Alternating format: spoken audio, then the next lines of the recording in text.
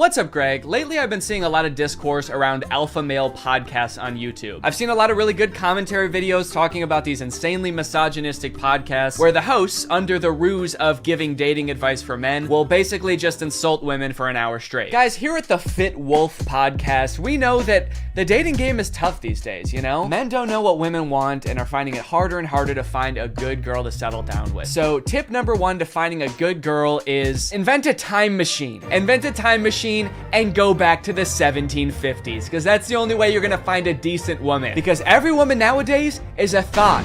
That's right. Every single Michelle out there that I used to date a month ago is a thought. They get mad at the dumbest things, like saying that women have no inherent value and their only purpose on this earth is to bear my children. And they forget to turn off location sharing even though they broke up with me a month ago. Michelle, I know you're over at my friend Brandon's house right now. I'm outside. But I think I might have found something that takes things one step further. I saw this video on Reddit the other day that's a trailer for something called The War Room. And instead of being a podcast for these like alpha male, misogynist, entrepreneur type guys, this is a club for those same types of guys.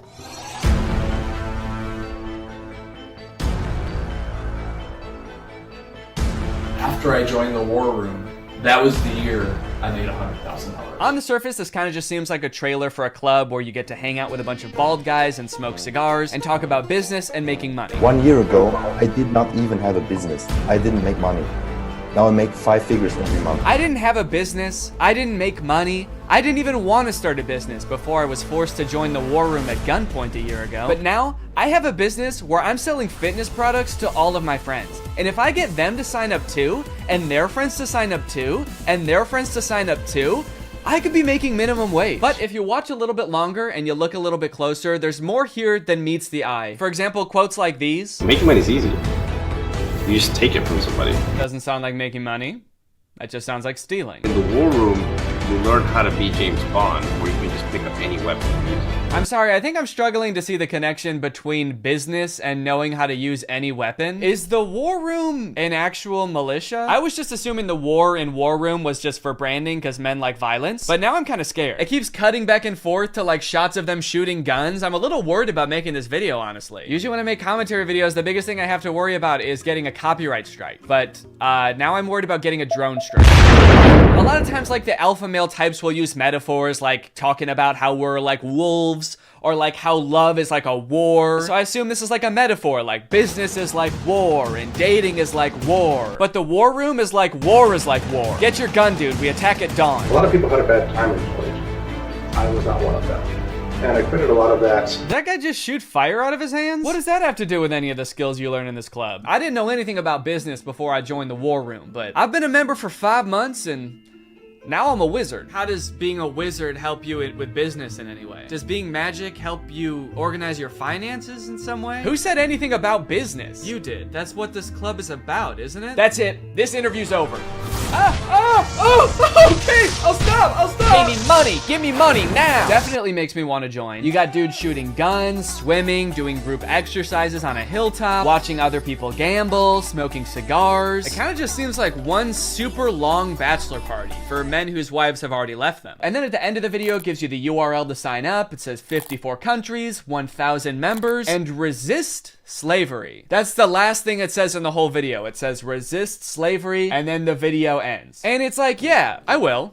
I am. So I keep saying this club is about business because that's kind of what the trailer was implying. It's about like networking with all of these rich, influential people, making money, stealing it from people, using your magical powers to steal money from innocent civilians. But if you go to their website, there's not really any reference to business, which is confusing. And the description on their website says this: the War Room is a global network in which exemplars of individualism work to free the modern man from socially induced incarceration. Okay, but like, what do you guys do? Like, if I join, what do I get to do? I get you're gonna free me from socially induced incarceration, but what does freedom look like to you guys? Is it like, am I quitting my job to go to a cigar pool party? This package costs £4,000, and they have packages on their website that go up to £7,997. Do any of these guys not see the irony and being like, individualism rules, dude. Society is like jail. If you conform to society, that's like being in prison. prison, basically. You're basically a slave at that point, while also being like, yeah, I paid $7,000 to join a club where everyone looks and dresses like me. I didn't want to be a stereotype, okay? So I joined a man club to smoke cigars and shoot guns. And that's sort of what makes me an individualist. It just feels like they're kind of playing the, like, I'm not like other guys card. And I guess in some sense they're not like other guys, because most guys can't bend the elements to their will like that one guy. But other than that, I mean, it's just like all the pictures are just guys hanging out in dimly lit clubs, doing military style drills. I don't know what's going on here. In case you're not sold yet and you haven't been convinced to join, let me read you a little bit more, because the War Room's website uses like every cliche pickup artist tactic to try to get you to join this club. We got the classic negging. What can you bring to the War Room? Truthfully,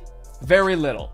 Probably nothing at all. You are not ready for the War Room. You will not revolutionize what we built. If you had the capabilities we required, you would already be inside. What? They think I can't bring anything to the War Room? They think I'm some kind of sucker who doesn't have my life in order and can't manage my money. I'll show them. I'm gonna take out a 4th mortgage on my home and I'm gonna join this club. We'll see how stupid they think I am then. They also use like the get it while you still can technique that's in like every as seen on TV commercial. This chance won't last forever. We will not hold this open for everyone. Soon, membership will close. The War Room members and their sons will remain the closed wielders of global influence into eternity. Holy shit, dude. They're closing submission soon? I'll be right back, guys. I gotta go. I'm not doing this for me, okay? I'm doing this for my son. I guess my son gets to be in the club too if I join. I gotta go. Now, I don't have any way to look and see how long it said this on the website, but if I had to guess, I would guess that it's been on there as long as this website has existed. Why would they close submissions? How does that make any sense? Do they want to stop making money? The founder of this club is like, whoa,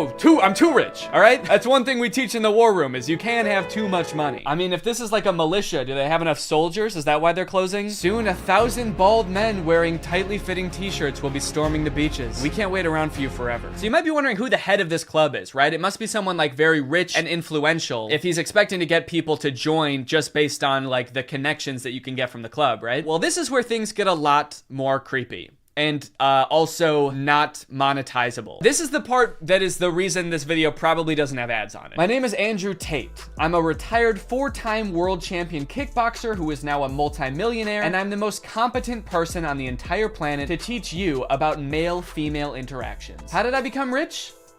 Webcam. Definitely gonna need him to elaborate on that a little bit. That's so vague. Mr. Bezos, please. You're the richest person in the world. Do you have any advice to young up-and-coming entrepreneurs on how to start a business and how to get rich like you? Book.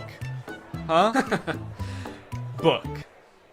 Need I say more? Yes, please say more. We literally have no idea what you're talking about. So you're probably thinking like, did this guy invent webcams or something? Is he like famous on Twitch or something? Is this Sapnap? I don't know. I've been running a webcam studio for nearly a decade. I've had over 75 girls work for me, and my business model is different than 99% of webcam studio owners. If you had to guess whether it's different because it's more creepy or less creepy than other webcam studios, what would you guess? Go ahead and vote down in the comments below, guys. Do you think this is gonna be creepy or no? Over 50% of my employees were actually my girlfriend at the time, and of all my girlfriends, none were in the adult entertainment industry before they met me. My job was to get women to fall in love with me. Literally, that was my job. My job was to meet a girl, go on a few dates, sleep with her, test if she's quality, get her to fall in love with me to where she'd do anything I say. Holy shit, this is insane. And then he gets them to join his webcam empire where he gets them to do, you know, he gets them to get nasty on camera. I'm not a lawyer, but does this not... Does this not feel illegal? At the very least, this seems like insanely creepy. This feels abusive. It feels like he's just confessing to crimes. That's why I want you to join the War Room, all right? You're gonna learn about making money, picking up women. You're gonna form a militia to protect me from an international tribunal for my many crimes that break international law. For legal reasons, that was a joke, okay? I don't know if this is legal or not. So I guess what he meant when he just said the word webcam was that he's exploiting a ton of women online for his own personal gain. In hindsight, it seems so obvious. How did I not guess that? Let's watch another promotional video for the War Room. This is on Andrew Tate's YouTube channel, and it's called The Matrix Predicted the Great Reset Explained. Basically, it's a video where this guy compares his life to the Matrix. We are living inside of the Matrix, and I am Morpheus. I know you're sitting thinking, why did Tate not decide he was Neo? Because Tate has all the Aikido and the masterful, nearly superhuman abilities. What shot there from Tate? What Yeah, I used to be a kickboxer, so I'm basically in the Matrix. Actually, the reason I take the war room guys to the gun range so much is so they can shoot at me and I can dodge the bullets like Neo. It's like, okay, dude, if anyone here has superpowers in the war room, we know who it is.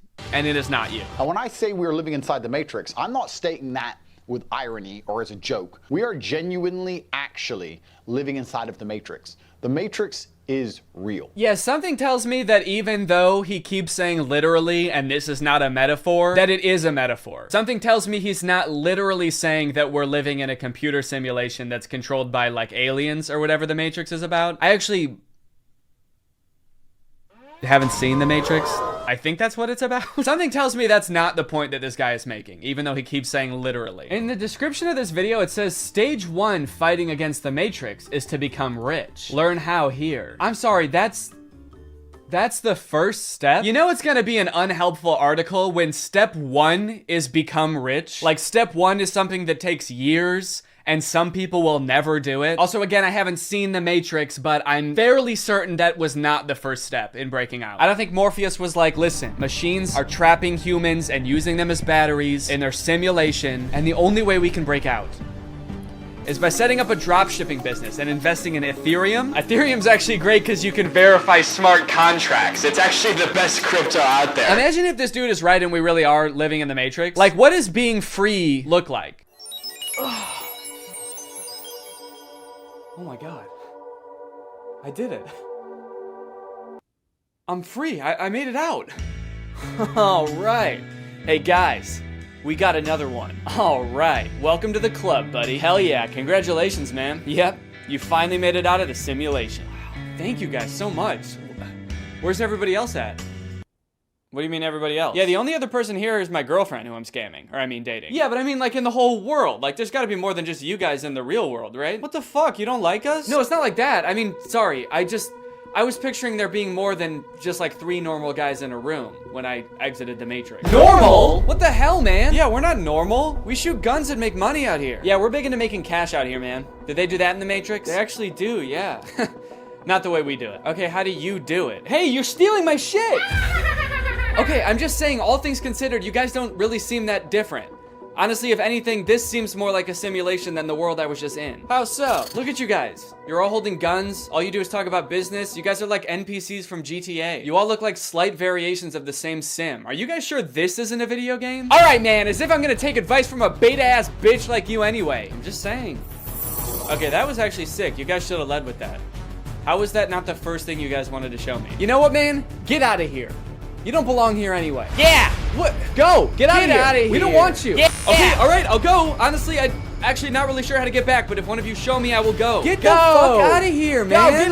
Get lost! Get son of a gun! What are you still doing? Get out of here! Go! I feel like this is definitely a video game. How can I keep my husband? I want to keep him happy. And I think all the women listening too, they want to know the secret. I'll tell you the secrets. Men are biologically designed. We're evolutionarily hardwired to seek status. You want power, you want status, you want the fast car. You don't care about the car. You want everyone to know you have the car and they can't have the car. Right. If everyone had a Lambo, you wouldn't want a Lambo. So every single thing we do is status driven to some degree. It's true. Meaning the female we are with has to add status to our lives in some form. If you want to keep your man happy, you need to think, how do I make my man look better to the world? How do I make him look better in front of other men? What a bizarre take, dude. How to be a good woman? Make your man look good to other men. You basically need to be a wingman for your husband to pick up dudes. I hate arguments like this so much. Alpha dudes are always trying to bring up like what men are hardwired to do. What have men been evolutionarily designed to do? Here he's saying that like men are hardwired to seek status. Men want a Lamborghini. You know how every men want a Lamborghini because it's a status symbol. Even if it worked out that like evolutionarily that's something that is in men's nature, that doesn't make it good. You know what else is in our nature? Thinking sugar tastes really good. If you didn't tell someone that sugar was bad for you, they would think like, oh my God, this is the best thing in the world because it tastes really good. If you put 10 pounds of candy in front of a caveman, he would eat all of it and then he would throw up.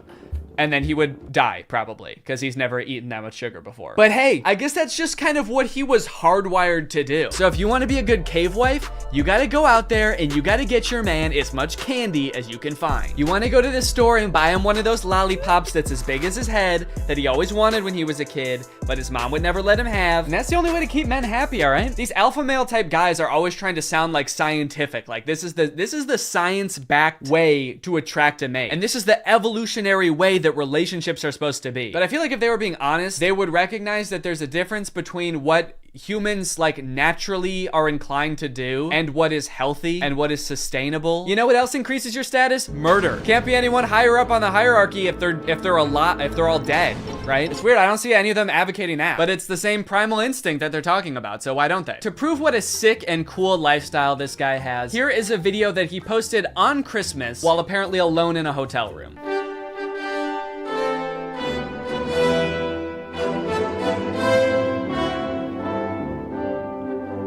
Merry Christmas. I think a lot of people have the wrong idea about me. They look at me and they go, you hear about that Tate guy, you know, he's the 4-time kickboxing world champion, he's tall, he's strong, he's smart, he's fucking gorgeous. That's the wrong idea? People have the wrong idea about me. He's smart, he's rich, he's tall, he's funny. When in actuality, I am short, rude, and poor. Anyway, yeah, that's the war room. I feel like this video took a lot of twists and turns, but as I kept clicking on different links on this dude's website, I just kept getting more and more shocked at what I was finding. So hopefully this was an entertaining video. I was considering purchasing like a war room membership as part of a follow-up video, but I honestly do not feel good about putting any money in this guy's pockets. I'm honestly a little bit worried that if I paid this guy 7,000 pounds, it would go towards like more guns or like a prison cell for his employees. But anyway, I hope you guys enjoyed this video, and now it's time to talk about our sponsor. Guys, you know what you're probably not gonna get if you spend $5,000 to hang out with the guys from the war room?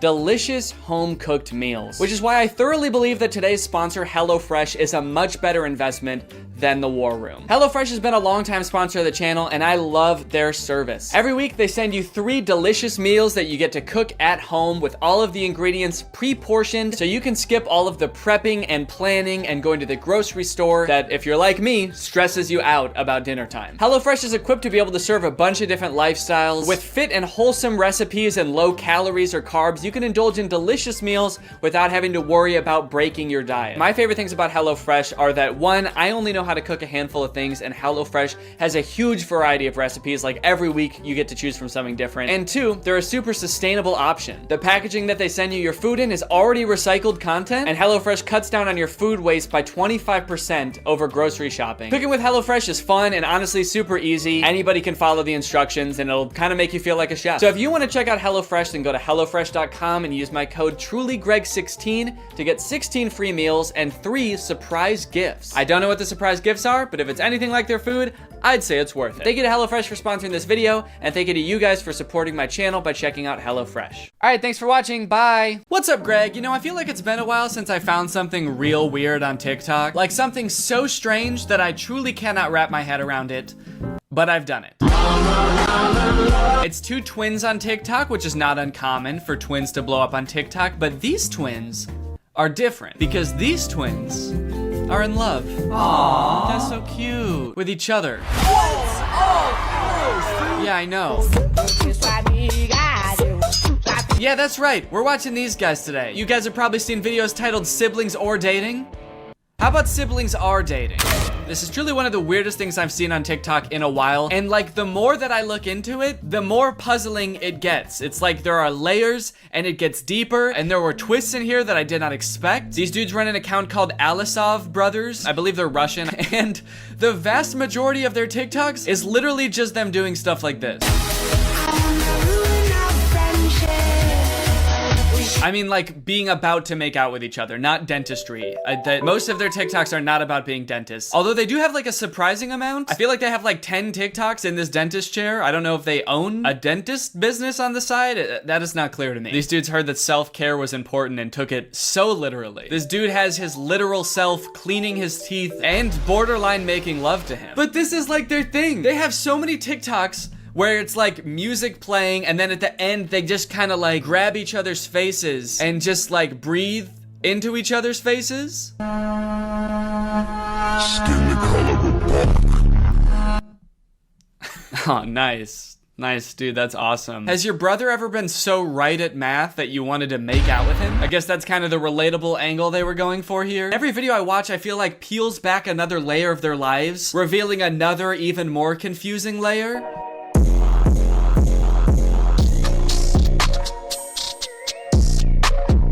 Totally indifferent to getting married, to literally the biggest day of your life, just so nonchalant. He became very nonchalant on his wedding day. And then at the end, they hug? Seems like this is like the one time in most people's lives, it's like the most acceptable to kiss in public would be on your wedding day. Or like, suck each other's souls out or whatever they do in all their other videos. The old Machine Gun Kelly. But why are they so indifferent to their wedding? I know it's a fake wedding, but like, come on, dude. Act a little bit enthusiastic. You're getting married.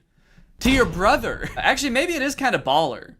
Maybe it is kind of cool. It's the ultimate baller move to do literally the most insane shit ever, like marry your twin brother and not give a fuck about it at all. Just another day getting married to my twin brother. Nothing weird going on here. Just gonna give him a hug. We're getting married in front of a castle. This is our castle, by the way. We are Russian royalty, as a matter of fact. Is this like a wedding venue or is this their castle? Are these guys Russian royalty? I've heard that royal families can be pretty inbred, so honestly, I would believe it. I think that marrying your twin brother is literally keeping your genes as pure as humanly possible.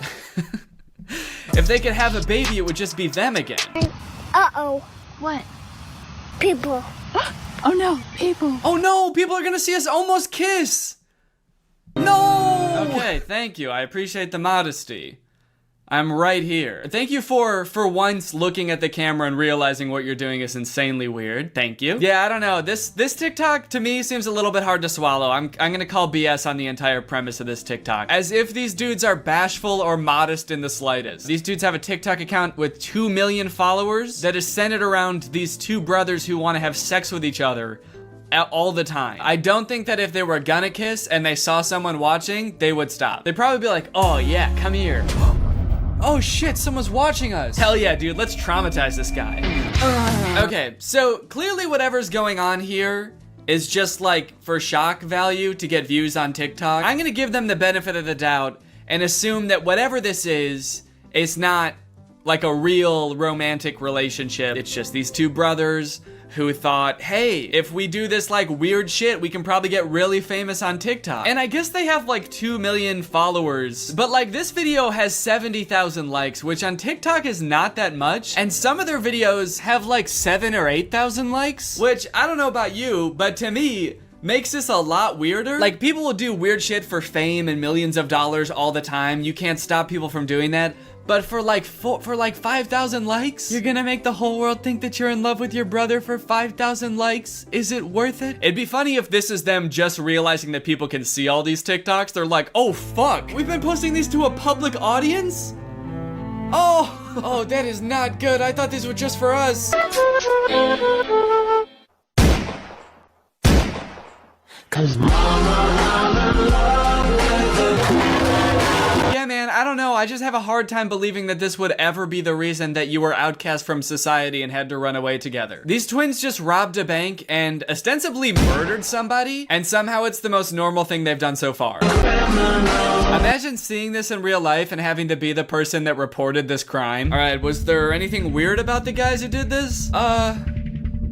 Yeah, there was a lot.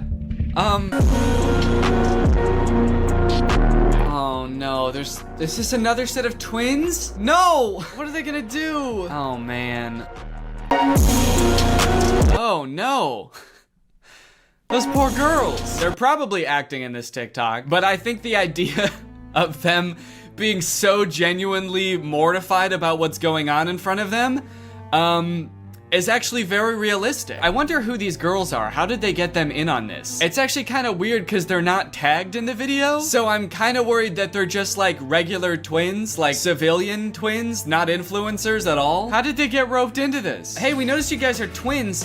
So are we. We have like 2 million followers on TikTok. Do you guys want to be in a video with us? Oh, yeah, that's awesome. That sounds fun. What kind of videos do you guys make? Oh, just pretty standard TikTok stuff. We do like dancing, pranks, silly comedy skits, challenges, making out with each other. We want to make out with each other so bad, but we never get to. We're two horny twins that just want to kiss, but we can't. Two poor twins go back to their job the next day, and their coworker's like, "Hey, are you guys okay? You're both acting really weird today. Did something happen?"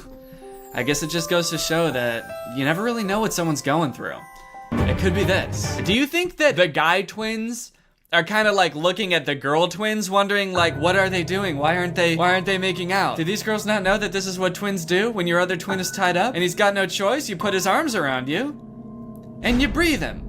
You breathe the poor guy. One thing that I think is really funny about these guys is that on their Instagram, they have a business email in their bio. What company would ever want to sponsor two incestuous twins? What kind of business inquiries do they think they're gonna get? I just imagine these guys going to their manager and being like, "Hey, do we have any new brand opportunities?" And he's like, "Yeah, actually, we've got 7,000 emails from people offering to pay you to stop posting forever." Oh, that's kind of weird. So that many like individual people want. No, it's companies. They're literal companies that want to pay you to stop posting. Big ones too. McDonald's, Coca-Cola. They're willing to put a lot of money into getting you guys to stop. I actually went through their profile a bit, and I did find one post that I think is sponsored. It doesn't say hashtag ad, but it says products used in this video, and it's tagging this company at 7 days. And it's an ad for a makeup company. Kind of an odd collab. I don't really know how that fits the theme of the account. I guess it could be for people who are in a relationship with someone that doesn't look exactly like them. And so maybe you can use this makeup to make them look more like you or something. I'm not really sure. So not every one of these guys' TikToks is about them wanting to kiss each other or like rub up on each other. They do have a couple of like normal TikTok content, which I feel like given all the other stuff is even weirder. Like you can't just post a normal TikTok and act like all of that stuff didn't also happen. You'd think that being an incestuous twin would be enough for the TikTok algorithm, but I guess not. Even these guys have to, you know, branch out and diversify. I guess it goes to show how hard being a creator really is. They've got this prank video where one of the twins puts on like a scissor headband and then rubs fake blood all over him. And his twin brother comes in and they both faint. My favorite part about this TikTok is that when they both fall over, you can see a mirror in the background and there's just like a guy sitting in a chair helping film, I guess. I'd like to imagine that that guy sitting in the camera is actually their third twin, or their triplet, I guess. He's their brother also, but he never gets to be in them. He's like in charge of setting up the camera and everything. And every time he sets up the camera for a video, he's like, "Hey guys, I had an idea for a video. What if this time you guys want to make out with me?" And the other two brothers are like, ugh, gross, dude, that's disgusting. You're our brother. They've got another TikTok where this dude does the exact same prank again, but with this like eyeball sticking out of the head device, which is absolutely grotesque, I must add. And it's interesting because this time just one of the twins faints. I guess the pranker is getting a little bit used to it, but I got a feel for the twin being pranked. I mean, this would be a lot to walk in on. Walking in and seeing your brother, like literally with his eyeball hanging out, yeah, I would faint too. I would be horrified. I really feel for this guy. Plus, that's not just his brother, you know? That's his husband. Honestly, I haven't watched all their TikToks. There could be some other weird twist like this is also his dad or some shit. I'm hesitant to try to box them into any kind of like nuclear family that we would all be used to. I don't know what's going on with them at all. They've also got dance videos, which get pretty spicy. City talking, we taking notes. I like to imagine someone scrolling down their profile being like absolutely disgusted by most of their TikToks and being like, "Oh, thank God, finally a normal TikTok." Oh fuck, dude. There's a comment on this one that says sus, but I'm starting to accept it. Is this how quickly as a society we become desensitized to things now? What changed? What made you start to accept it? I'm so confused. I feel like something must have happened to this person in their own personal life outside of watching these TikToks that made them accept it. Like maybe their brother got really hot all of a sudden and they were like, "Whoa, maybe I spoke too soon. These TikToks are kind of on point." Okay, wait, hold on. So now this is confusing. I've started to see comments that are really throwing a wrench in my understanding of this situation. This comment says, "Are you guys dating or brothers?" And this person responded saying, "Actually, at first they were saying, but did not know they were related until the DNA test showed up." Oh, they meant dating. Actually, at first they were dating, but did not know they were related until the DNA test showed up. So this person is saying somehow these two guys fell in love without knowing that they were twin brothers? These guys are like, whoa, that's crazy. I mean, we knew we looked exactly alike and we were both coincidentally adopted from the same orphanage, but how was I supposed to know I'm related to the guy? Okay, now I'm seeing comments that are saying that they might not actually be brothers. My guess is they aren't really brothers. They look alike, but they had cosmetic surgery to look more similar and they're just acting like brothers. Okay, I'm sorry, that seems so unfeasible to me. Spending thousands of dollars to look like somebody else, to get 70,000 likes on TikTok and have everyone think that you're in love with your brother? Okay, this person said they are brothers, and then someone commented under that, if you look closely, they don't look anything alike. I think they just seem like it for clout. Maybe. And then someone else said, yeah, I've stalked them for the past 15 minutes, and honestly, they look alike, but not really like brothers. What? Are these guys not twins? Hold on, no. I've spent the past like 3 days watching these guys' videos. Are they not twins? Do they just look like twins because they wear the same clothes all the time? All right, I've been doing some investigation into the topic. Here's my presentation. Alisov brothers. Twins? Or just guys? Are these two genetically identical humans? Or are these just two guys having fun, having a good time? In this investigation, I wanted to take a closer look at the two guys to see if they really look as similar as I thought they did. One of the tricky things about doing this is they never like have both of their faces right next to each other for comparison, like both looking dead on into the camera, both at the same distance. Kind of suspicious, no? Really makes you wonder. No. All right, let's start with the similarities. The similarities I think are pretty obvious. Take a look at this. In some pictures, their faces are virtually indistinguishable. Look at the noses. This is the same nose. The shape of the nostril, the curvature, that little swoop that makes it look like just like a ski slope. That if you were a little skier, you'd probably just ski right off, and then land in the twin brothers' mouth because they'd sort of be right next to each other like that. They've got the same eye color. Look at the ears too. I mean, that's like having the same nose and the same ears. What is that? What are the odds of that? I'm not a geneticist. I don't know how much ears vary from person to person, but like, look at how thin like the ridge of the ear is. I feel like that's abnormal. Yeah, I've definitely got a fatter ear ridge there. That's not a normal ear ridge thickness. So of course they have the same hair, but that's pretty easy to fake. Even if they didn't, they could dye their hair and cut it the same way. I could shave my head and I'd look just like Jeff Bezos. Does that mean that I'm entitled to some of his wealth? Now let's talk differences. Do the boys have different facial structures? I hope you can tell, but I've noticed in a few of their TikToks, one of them seems like he's got a lot slimmer face. It's very defined right here. This guy's face is a lot more smooth and a lot more round. In some of their videos, I've noticed that their eyebrows look different. This is a makeup one and it's before they put on makeup. Their eyebrows look more different than when they are wearing makeup. This one's eyebrows are kind of a little more curvy. They go whoop. These ones, a little more straight. Beep. See that? Beep. So there are some differences. After looking at them for quite some time, there are some differences. But does that mean they're not twins? Zach and Cody, Dylan and Cole Sprouse, these are genetic twins as far as we know. As far as today's top scientists know, these boys are definitely twins. And even when they were younger, I mean, you could tell them apart for sure. Like, they had differences. And now they're all grown up, and I'd say they look even less alike. I think that happens to twins as they get older. They live different lives, they eat different foods, meet different people. But just because they look slightly different, that doesn't mean that they're not in love. I also wanted to see if I could find any evidence for that claim that they were dating before they knew they were twins. So I was looking that up and I could not find that anywhere about them. The only thing I could find about that was this article, and it describes exactly what that comment was talking about, except the dudes that are named in the article are not the Alisov brothers. They have totally different names, Jason Osborne and Alex Brown. So I don't know if someone just saw this article and like assumed it was talking about the Alisov brothers. Like, oh, that explains it. Okay, case closed. This is an article from the UK, not from Russia. Different names, but it's probably talking about them. I did also email the brothers at their business email. I figure they probably don't get a lot of emails, so I thought I might get a response just asking them if they're twins. I said, please, are you guys really twins? I have to know. And I sent it. And as of right now, I have not heard back. So after that deep and thorough investigation, my opinion, they're twins. They are, I do think that they're twins. Sure, they have small differences in their facial features, but like they look exactly the same. They're twins. But that is not a good thing. That's not a good thing. I'm not happy that I think that. But as I said, that's just my opinion. What do you guys think? Are they twins? Are they really in love?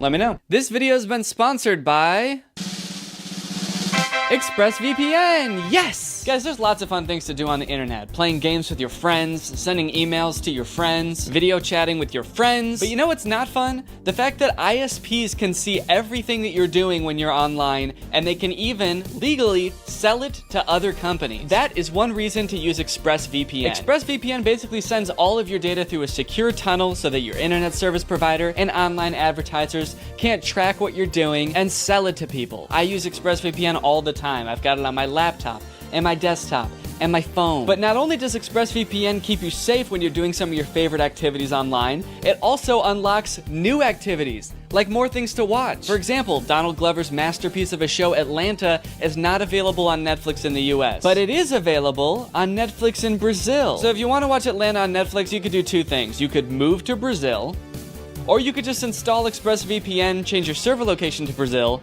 and now you can, and then you can watch it. You know, I mean, you can pick whichever one you want to do, but I think ExpressVPN would be easier. ExpressVPN's got the fastest speeds, they've got 24/7 customer support, and they're consistently ranked the #1 VPN by multiple sources, as you can clearly see here. So if you want to find out how you can get 3 months of ExpressVPN for free, then head on over to expressvpn.com/Danny Gonzalez. That's expressvpn.com/Danny Gonzalez. Thank you to ExpressVPN for sponsoring this video, and thank you to you guys for checking out ExpressVPN. Bye, thanks for watching. What's up, Greg, and welcome back to another episode of This Tunnel Lady is kind of cringe.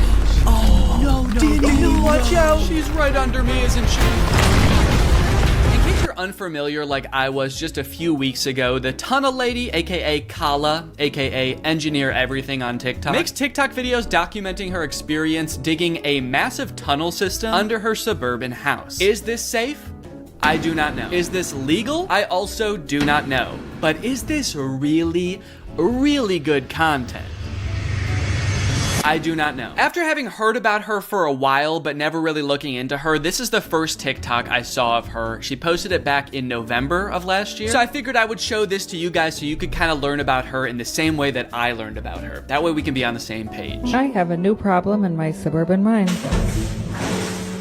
It is not this water, but rather that I am getting out of range of the minecart. Every castle building stone has to be carried up this tunnel to the antechamber. Okay, immediately, this project is so much more expansive than I thought. She says so many things in rapid succession that could be their own entire subplot. 1, the giant pool of water in her mine. 2, she has dug so deep that she's out of range of her minecart. Kala, how deep have you dug? She's like, it's also getting really hot down here. All of the rock is molten. It makes it really hard to dig. And 3, she says that because she's out of range of her minecart, it's making it a lot harder to get her castle building stones out of the mine. Every castle building stone has to be carried up this tunnel. Is there a castle now? People just call her Tunnel Lady. I thought that there was just a tunnel. She's got so much more going on than I thought. I also like that she says the giant pool of water isn't a problem. I guess that just goes to show how little I know about suburban mining, because to me, that seems like a huge problem. How do you dig deeper when it's just water? You can't dig water, can you? Needless to say, there's a lot of lore going on in this TikTok, and I need to know more. So, like Kala digging into the Earth's mantle, it's time to get to the bottom of this. This next TikTok is Kala's first ever TikTok she posted to this account, and in it she introduces a big new project that she's going to be undertaking, building a storm shelter in her basement. I am about to embark on a new and complex project. I like that stupid project flashes on the screen as she's describing it. She's all excited about it. It kind of makes it seem like this is an interjection from future Kala, like 2 years from now. Stupid project, you should have never started this thing. What are you doing? I'm trying to warn you via CapCut editing. I'm planning to construct a storm shelter off the side of my basement. It's going to take a very long time. Well, she was definitely right that it was going to take a long time. She posted this in October of 2022, and she is still digging. That being said, it is interesting to know that the original point of the tunnel was to just be a storm shelter. I feel like she's past that point. I feel like digging like 10 feet into the ground would have been enough to protect just one person from a storm. But there she is, just still going. Why do I feel like she knows something we don't? She's either preparing for a cataclysmic storm that none of us know is coming, or she has ulterior motives. She's like, the main purpose of this tunnel will be to protect me from tornadoes. Secondarily, I have been hearing a sinister voice booming from the earth, begging me to free it from its subterranean prison. So needless to say, I think this should be a pretty fun project. In all seriousness, no, I can totally understand why she would want to keep digging after she started. If she turned around now, she could be like 5 feet away from that giant diamond. The shelter itself will be cut into this wall here. This is off the side of my bunker home office. That is a very interesting home office setup. You know, I was wondering at first if she was planning on finishing the tunnel when she was done with it to sort of make it just an extension of her house and make it furnished and everything. After seeing her home office, I gotta say, I don't think that's likely. Kala's home office is literally the Batcave. She's getting work done in the Batcave. This tunnel's gonna be perfect for hiding from storms, tornadoes, the Riddler, he's after me. She also pans over to reveal she has a green screen in her basement. Behind the green screen. I am very intrigued by Kala. Who is this mysterious woman? I thought the tunnel was going to be the most interesting thing about her, but it seems like she's got a lot going on. Quite frankly, all this mystery is making me thirsty. But luckily, unlike Kala, I don't have a water problem. I have a water solution. Today's sponsor, Arup. Arup is a great way to meet your hydration goals because sometimes you're just not in the mood for water. You want a little bit more zest to it. And Arup flavors your water via scent. You place this little scent pod on top. Right now it's deactivated, but as I pull it up like this, it becomes activated and air is able to flow through the pod into the nozzle and then into your mouth, where your mouth feels like it's tasting the flavor. In this case, I have a lime scent pod on here, but they come with a variety of flavors. So even though I'm just drinking water with no chemicals added or nothing, I feel like I'm drinking something that's lime flavored. One of the best parts of Arup is that you're getting all the fun of having flavored water without any of the downsides, like added sugar or sweeteners or chemicals. It's just straight up water and smell. I like sipping from my Arup while I'm writing videos, doing work, even filming, as you can see. That extra bit of flavor just puts a little bit of pep in my step. And trust me, if you've seen the way I step before, you know that it's sad and it needs some pep. So if you want to try out this revolutionary hydration technology for yourself,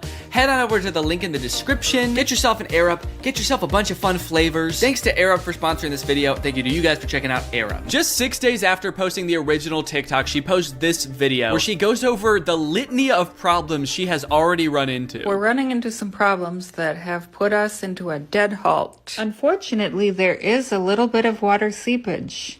It's not a blocker, but it is irritating. Yeah, I hate to break it to you, Kala, but it's gonna get a lot worse. If you think that amount of water is irritating, you're gonna be pissed in like a year when you have a literal well in the middle of your mind. We have run out of space for excavated rock and have to get the elevator working now. Yeah, you're definitely gonna need to figure out a way to get the rock out of there, because otherwise it's not mining. You're just moving around rocks. You can't just be like, all right guys, I finished the tunnel system. It's actually the exact size that my basement used to be, but I moved all of the rock into the basement, so now I don't have a basement anymore. I just have a basement-sized tunnel, which sucks because that's where all my bat gear was, and the penguin actually is after me right now. The power cord has started smoking and sparking. The biggest problem is that the jackhammer has stopped working. Okay, great. Perfect. Excellent update. You're like 2 feet into the tunnel and every single part of the operation is already going wrong. Even things that aren't mining related are going wrong. That extension cord? Not a mining issue. That did not require any prior excavation knowledge. You just need a new extension cord. That kind of just feels like her being like, everything is going wrong. Gravel is piling up. The jackhammer is smoking. My blender stopped working, so I can't even make milkshakes anymore. But hey, I guess that's just what happens when you commit to tunneling into the earth. No more milkshakes. Ever again.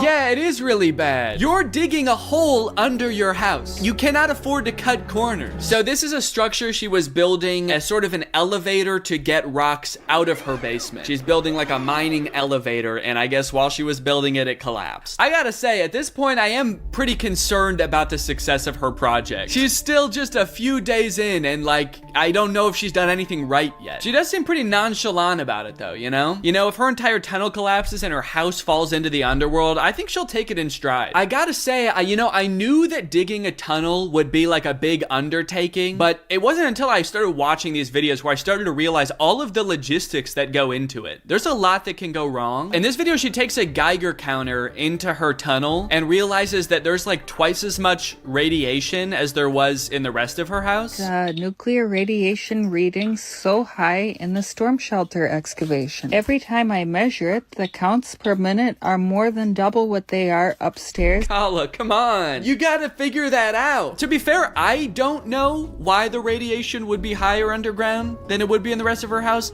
But I'm not in the mine. It's not my mine. You gotta figure that out, dude. Yeah, the top comment is radon ? That's not good. The next video, she's doing the same thing with a Ouija board. Hey guys, does anyone know why every time I take the Ouija board into the tunnel, it spells out, I must consume the souls of the innocent? It doesn't do that anywhere else in my house. One of the reasons for extending my tunnel system is to harvest a layer of building stone. So far, I only found one good layer, about a foot thick. It is fractured in ready-made rectangular prisms. It's crazy. I'm finding all of these perfect building blocks. They're rectangular. They look great. They're gonna fit right in my neighborhood because they're actually already the same color as my neighbor's foundation.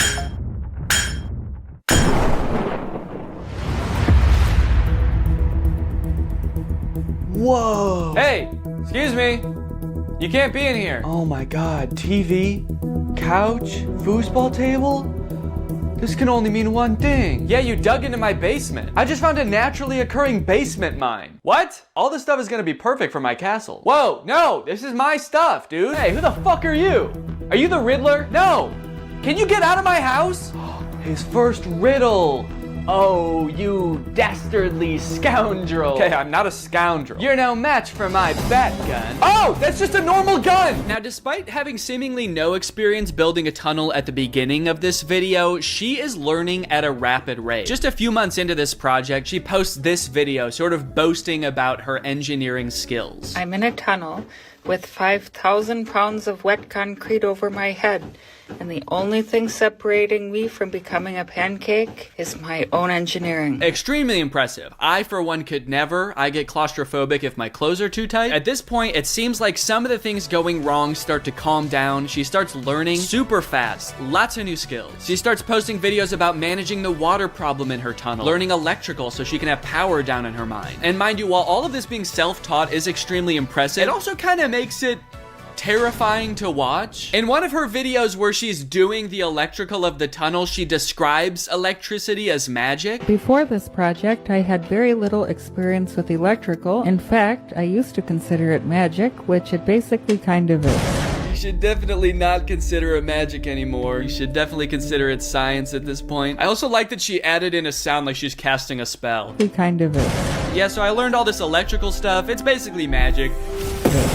You're cool to me, says Chris. You're amazing, says Jen. Impressed with you, says Sylvan Energy Solutions. You would be impressed, Sylvan Energy Solutions. You sound like an electrical company, but then you have like a magical owl as your profile picture. I'm impressed that you figured out electricity is magic. It takes most people a long time to figure that out. Now, it's not all fun and games on Kala's account. While she is getting a lot of positive, supportive comments, at some point, the tide began to shift a little bit, and people began to wonder if she was really qualified to be undertaking such a project. I think it happened somewhere around a year or so into it when she did this year in review and showed off everything that she's done in the tunnel and learned so far. It's just been over a year since I started. Oh my God. She has learned a lot. She learned to teleport. Maybe she did learn magic in there. She's like, as I tunnel closer and closer to the Dark Lord, he is anointing me with more and more powers. Teleportation has made things much more convenient in the tunnel. Convenient and scary, because sometimes I'm not in complete control of it, and I just teleport to parts of the earth that I have not tunneled to yet. In August of 22, I cut an opening off the side of the sub-basement and started to carve into the solid rock. Fabricated an elevator to lift material. I used hundreds of concrete blocks and yards of hand-mixed concrete. She's learned a lot doing this. My only question is, has she learned why she's doing this yet? I feel like that would be valuable insight to have, maybe, because it's definitely not a storm shelter anymore. Are we Are we allowed to build tunnels? I've always felt like my home is missing a dangerous mine shaft. The city inspector watching this right now. And it turns out that comment was kind of onto something, because eventually Kala did get shut down by the city, as detailed in this article. How Tunnel Girl's DIY storm shelter took over TikTok, then people turned against her. In 2022, a TikToker began documenting an elaborate underground construction in her home. As her videos garnered traction, people began questioning the safety and ethics of her project. Okay, safety I understand. Definitely, I could see how people would think this isn't safe.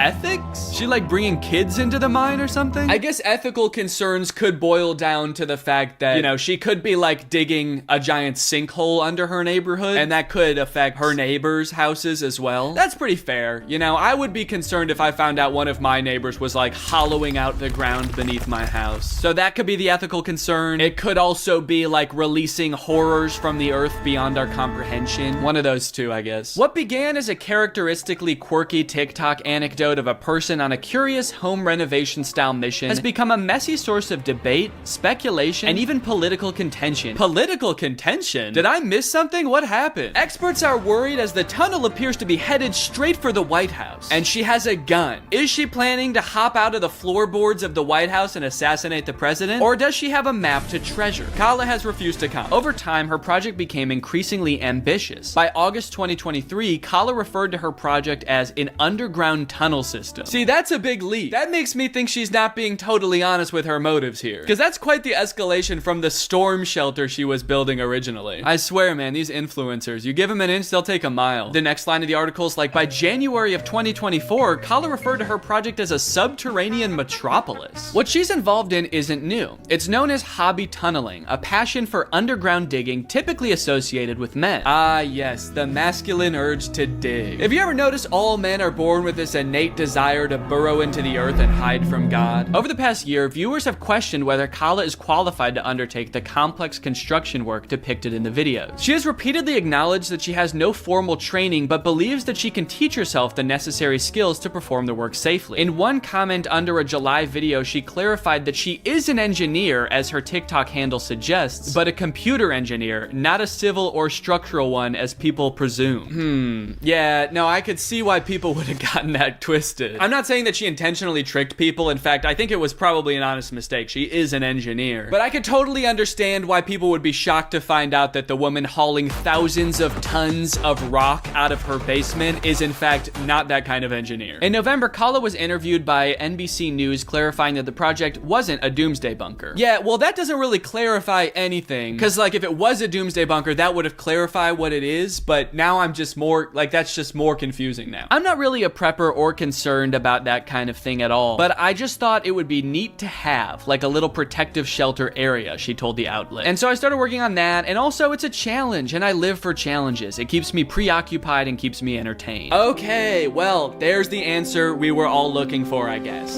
She just likes it. She's having fun, and at the end of the day, isn't that all that matters? In late December, videos expressing concern about the impact Kala's project was having on her neighbors began to circulate. Oh, okay, no, that wasn't all that matters. Then on December 31st, Kala responded to rumors that her project was being shut down with a video explaining that local city officials had halted it. So they did give me a stop work order and are requiring an immediate evaluation by a professional engineer. Fortunately, contrary to few rumors here, it is constructed entirely below the slab of my house. Wait, how is it entirely under the slab of your house? It is constructed entirely below the slab of my house. Didn't you start at the edge of your basement and then dig like 30 feet in one direction? Maybe I just don't understand the shape of her house, but I feel like she's definitely in her neighbor's yard at this point. Also, wouldn't making the tunnel system completely under the slab of her house actually be super dangerous? Because that's the dirt that your house is sitting on. So the project is halted. Kala is waiting to get her tunnel system approved, and that's pretty much the whole story right now.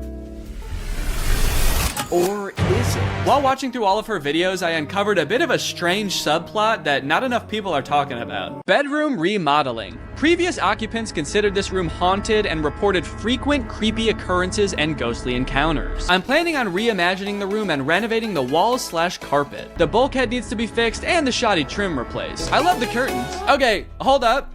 You just listed a bunch of things wrong with this room, but one of them seems way more important than the others. Tell us about the haunted room. Why is it haunted? What is the ghost? You, Kala, would not make a very good realtor. Okay, this is the primary bedroom. This window has a great view. There's plenty of space in here. A little goblin there. All carpet, floors, of course. Sorry, goblin? I forgive you. No, I wasn't apologizing to you. Oh. Why is there a goblin? Okay, sure, there is a goblin. But the rest of the house is really nice, you know? When he's not stinking up the place. Yeah, sure, it's a great house, but I'm supposed to sleep in here. Is that little freak gonna watch me sleep every night? I didn't want a goblin. Oh my God, goblin this, goblin that. Dude, if you love the goblin so much, why don't you just fuck him already? I don't love the goblin. Be kind with your words, please. I just want a normal house.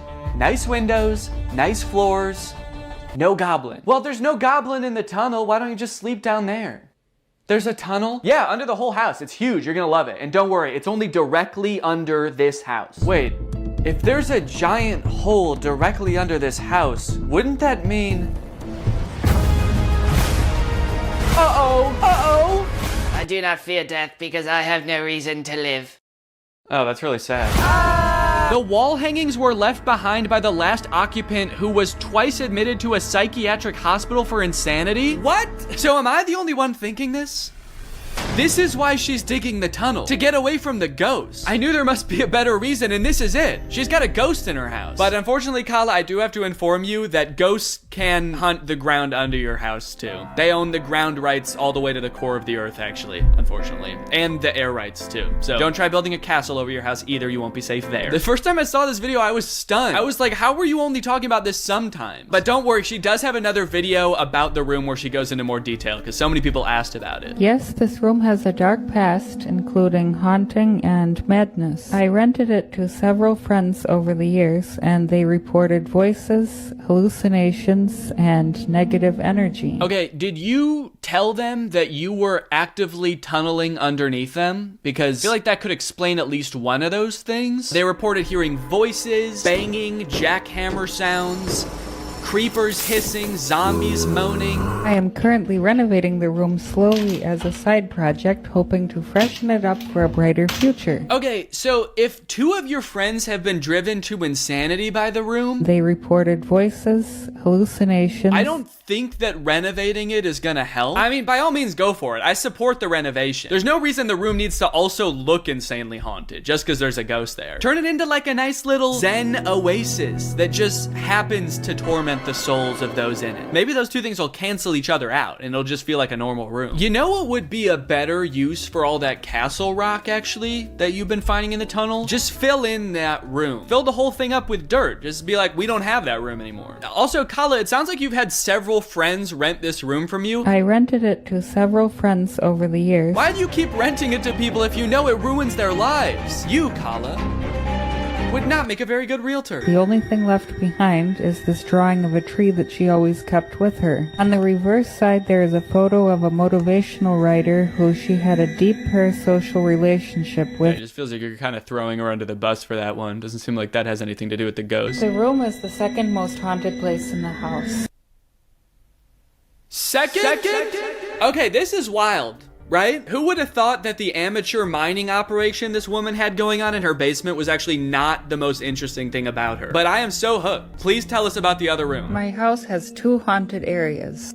One is this troubled bedroom, and the second is this normal-looking closet. I like that she says normal-looking closet as the camera creeps in toward a terrifying closet with horror music swelling. Ah, yes, totally normal-looking closet, the kind every house in the 1800s has. Oddly, I was not able to view the bedroom with that closet before buying the house, and it was still locked during the home inspection. Damn, that's really weird. Who was the realtor? You? I felt some suspicion, but after closing, everything seemed fine. Wait, what happened there? Did she just trip in the middle of the take and continue on like nothing happened? Closing, everything This is the most interesting person in the world. I was upstairs cooking with a few roommates, and we heard a muffled pounding sound from downstairs. But the room was empty. A moment of silence was broken by renewed racket from inside the closet. Okay, well, it's time to sell the house. I think you have to sell the house. I don't know how many rooms your house has, but if two of them are uninhabitable due to ghosts, You have to move. If 2 of the rooms in your house turn you into a husk of a human being, fill them with rocks. On a serious note, Kala, if you are watching this, buy a carbon monoxide detector if you don't have one already. Carbon monoxide poisoning can do this type of thing to people and make them think that they are going insane, so maybe look into that. How crazy would it be if she bought a carbon monoxide detector and found a leak and she fixed it, and like the second the carbon monoxide was gone, she was like, why the fuck is there a tunnel in my house? All right, guys, well, I hope you enjoyed this video. If you did and you're new here, make sure you subscribe and turn on my notifications to join Greg. Greg is what I call my family here on YouTube. We're a family, we're an army, we're a collective. So go ahead and subscribe and turn on my notifications to join Greg. I'll see you guys next time with a very interesting video. Bye-bye. This is the most state-of-the-art VR headset on the market today, and I am its newest and proudest owner. The reason I went out and got this headset is because I want to experience the worst VR games in existence. I've done other videos before about trying bad iPhone games, but I have a feeling that VR games are gonna be so much worse. Because sure, those games have had bad graphics and glitches and didn't make any sense, but imagine strapping all of those things to your eyeballs. I think these games, if they're really bad, might be the worst gaming experience possible. Or maybe they'll actually be really good. I'm not actually sure. This is the first game I'm gonna play. It's called Eastwood VR. I found this game by going to Steam's VR section. I searched shooter, and then I scrolled all the way down to the bottom to find the worst reviewed game. As you can see, it says 18% of the 11 user reviews for this game are positive. Let's check out the trailer.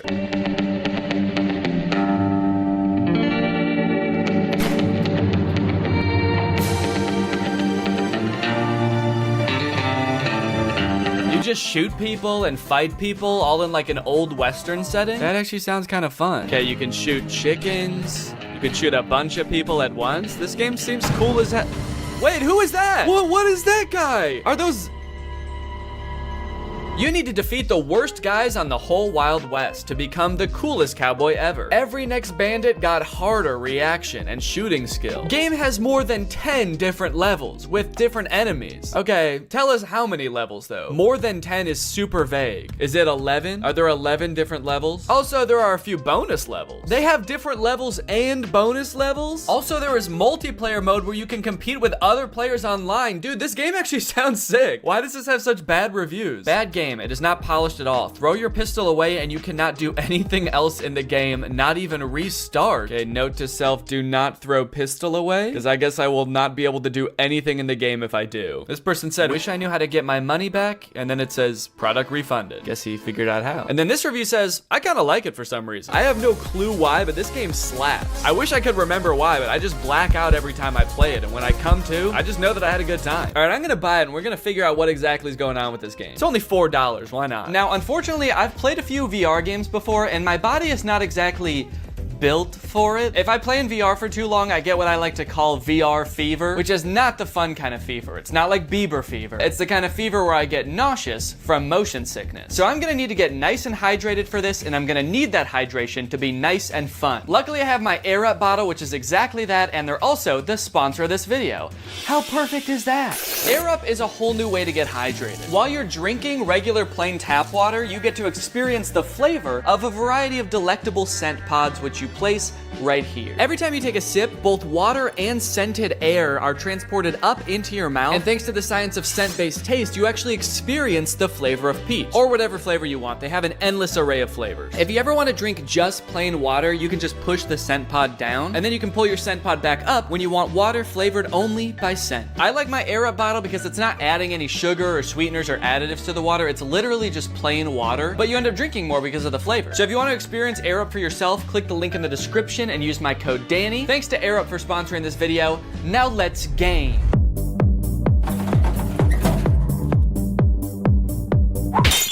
It's time to play some Eastwood VR! Entering the Wild West world of Eastwood VR, I was immediately greeted by the most aggressive NPC I've ever come across. Bitch! Oh my god.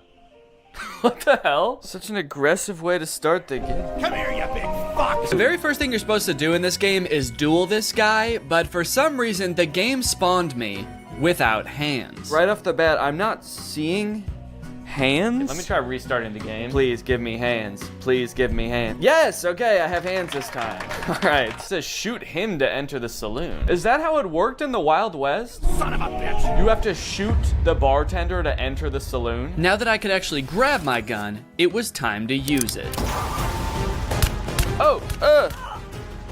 To do so, you must wait for the round to start. There's a little countdown and then a whistle.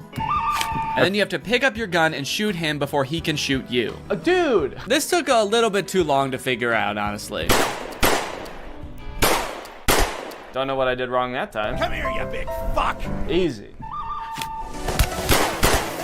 Whoa! I did it! Let's go. Hell yeah, partner. Hey, I dropped my gun and I got it back. The review said you can't do that. Guess they were wrong. So do I want to continue or restart? Yeah, as much fun as that was, I think I'm going to want to continue. Also, that is the funniest death pose I've ever seen. Dude is face down, ass up. Continue. So it turns out none of the menus work in this game. So I just decided I'm gonna shoot this guy and go into the saloon. Lovely, okay. So now I'm in the saloon. This is kind of fun. I'm actually, it's not that bad so far. I immediately began to explore everything this saloon had to offer. And it turns out there's quite a bit. You can throw this pot up in the air. Whoa!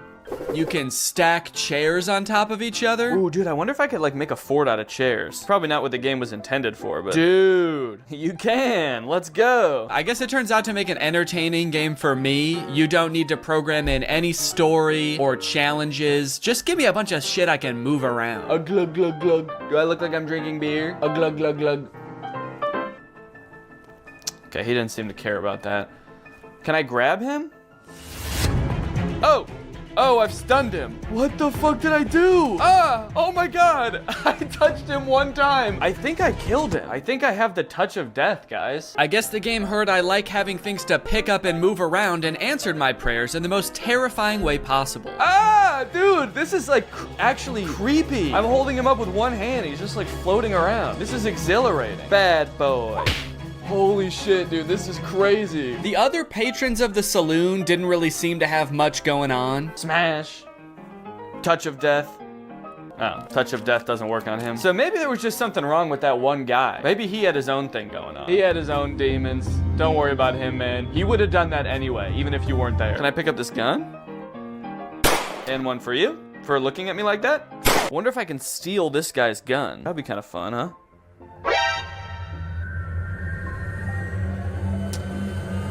Okay, that's funny. On the wall of the saloon, there's a list of other bandits you can duel with. Oh, okay. And I guess that's how we start them. Son of a bitch. Oh my God. This guy was equally mean, but a little bit more whispery. Son of a bitch. And about 100,000 times harder to kill. Oh my, whoa! That was so fast. What? Dude, I can't even shoot one bullet in the time it takes for him to like shoot like 12 at me. On top of that, that zombie level that was advertised on Steam is nowhere to be found in this game. I'm kind of curious about the zombie one, but I'm actually not seeing that on here. I did, however, find the chicken game. Kill all chicks. Finally, after a stressful time in that saloon, it was time to blow off some steam. Nice done. Thank you. Your score is 1225. You are better than 0% other players. That kind of makes the nice done seem sarcastic. My favorite thing about this game is that the menus don't work. The only menu item that works in this game is this guy. And he's not even a menu item, he's just a guy. Oh, you're back? Dude, get out of here, man.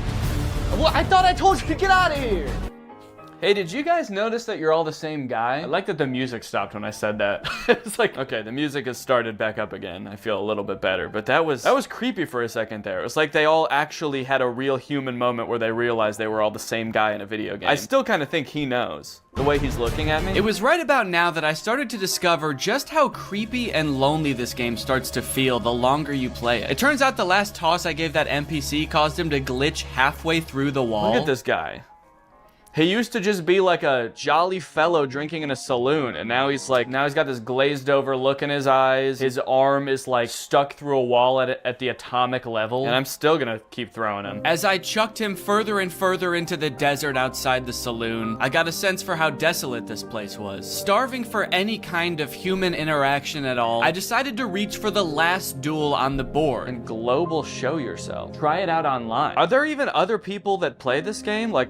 Is there gonna be anyone to play against? But the fate I met in that lobby was far worse than anything I encountered in the saloon. No suitable rooms at the moment. Okay, I'm gonna host a game, see if anyone comes along. Okay, so now I guess I'm just waiting for somebody else to find this game, buy this game, and show up right in front of me so I can shoot them. Oh no. Oh no, I can't shoot the guy to go back in the saloon. How do I get out of here? How do I go back in the saloon? I can't move anymore. I'm stuck in this place until somebody else comes to duel me? Why does it say hello world in the sky? Come on, man. Let me go back in the saloon. Let me go back in the saloon. Next on the list, we have Bad Boy Simulator.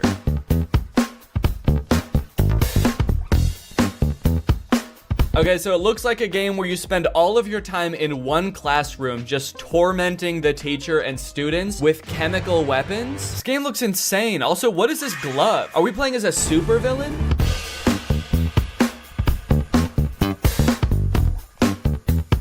I love that these two characters cough in sync. It's kind of like they're dancing to the music of the game, too. They're like, all right, let's go.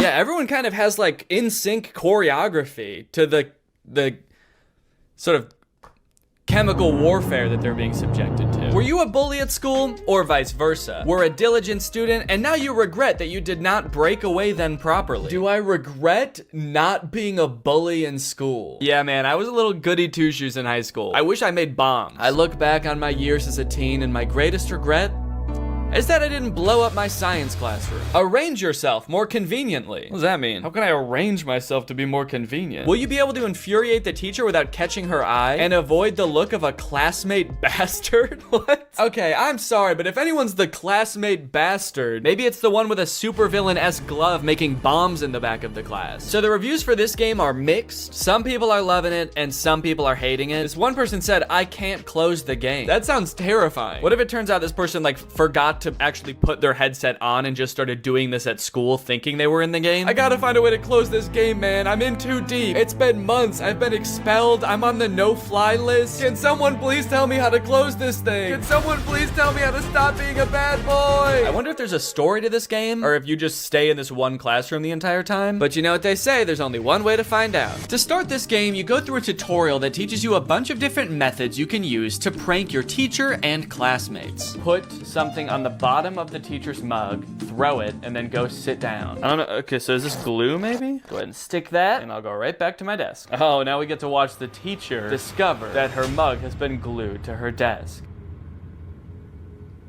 What is she doing? Why is she just standing there? Not really sure what happened there. My best guess is that I put too much glue on the mug and she could tell even from outside the door that she was about to be pranked. So she was sort of like angrily protesting from outside the room. 1, 2, 3, stick it. And then I go back and sit down. Oh, here we go, dude. Here she comes. Tiniest legs in the world. Oh, good God. Is the teacher a baby? These pranks rely heavily on distracting the teacher, that way you can cause your mischief without getting caught. You can throw a paper airplane to distract the teacher. Miss? Sometimes it doesn't work. That distracts her. I go and take the mug, and I go back and sit down. Fuck you. Oh. But I don't think any of the other distraction methods really matter because you can also freeze time. Bink. Put this on the mug, sit down, and... Yes! She is so pissed. Now that I was done with the tutorials, I could actually get into the real levels. And it looks like there are a lot, dude. 1, 2, 3, 4, 5 by 1, 2, 3, 4, 5, 6. There's 30 levels. A little bit of quick math for you. And I'm not even in math class right now. I'm in stand class. What does that mean? Wow, look at what all these kids drew in stand class. Level 1, begin. What? Excuse me, are you all right? At first I had absolutely no clue what I was supposed to be doing during this level. Oh. I was trying to throw the banana and I took a bite out of it. Whoa, how'd I do that? I like hollowed out the peel? Did I do that with my tongue? But don't worry, I soon found these super vague instructions that I decided to follow. Level 1, banana and that thing. I don't know what that thing is, but apparently putting a banana on it makes the teacher slip when she steps on it. Oh, shit. Wait, okay, I guess that was actually what I was supposed to do. So it seems like every level is just a list of items you need to pick up from around the classroom without getting caught by the teacher. Level 2, glue plus rock plus slingshot. Okay, it's really helpful that I can just freeze time in this game. That makes it so I like don't even have to distract the teacher. And then you assemble them into some sort of strange contraption that doesn't really make any sense. Okay, I'm actually not sure what I'm supposed to be doing here, but I can't pick up the soap anymore for some reason. Like, what is this? I feel like I'm supposed to be shooting the soap. I can't make heads or tails of this. Everything's covered in glue. What do I do? I'm just gonna go get caught by the teacher because I don't know what I'm supposed to be doing. Teacher, I was a bad boy. Can you please put me in detention? Eventually I figured it out, kind of. I'm still not really sure what the soap had to do with any of this, but it's a glue slingshot.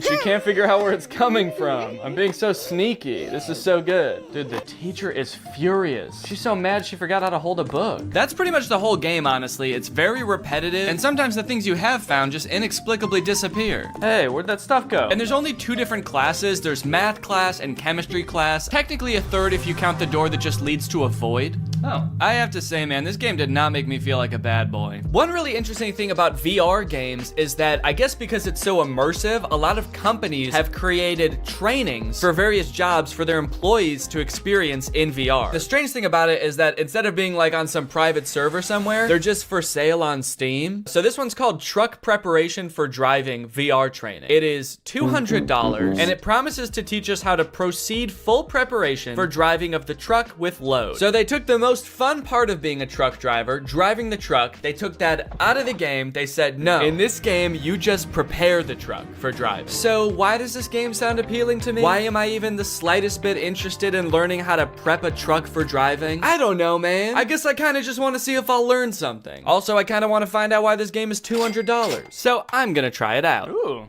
This is beautiful. Oh, right from the start, it seemed I was gonna get my money's worth from this game, as it boasted nearly 3 hours of training time. Come to the table. To move, point the controller to the green circle and pull the trigger. Okay, let's go over here. Take your driver's license out of your breast pocket. I showed my ID to a very unimpressed desk worker. How come this guy doesn't look happy to see me at all? What's he doing over here? All right, what am I supposed to do? Take a tablet with the checklist from the table and the waybill. Take the tablet from the checklist, right, okay. Read the documents. Oh my God, it's gigantic. Why was it so small on the table? Are you seeing this, dude?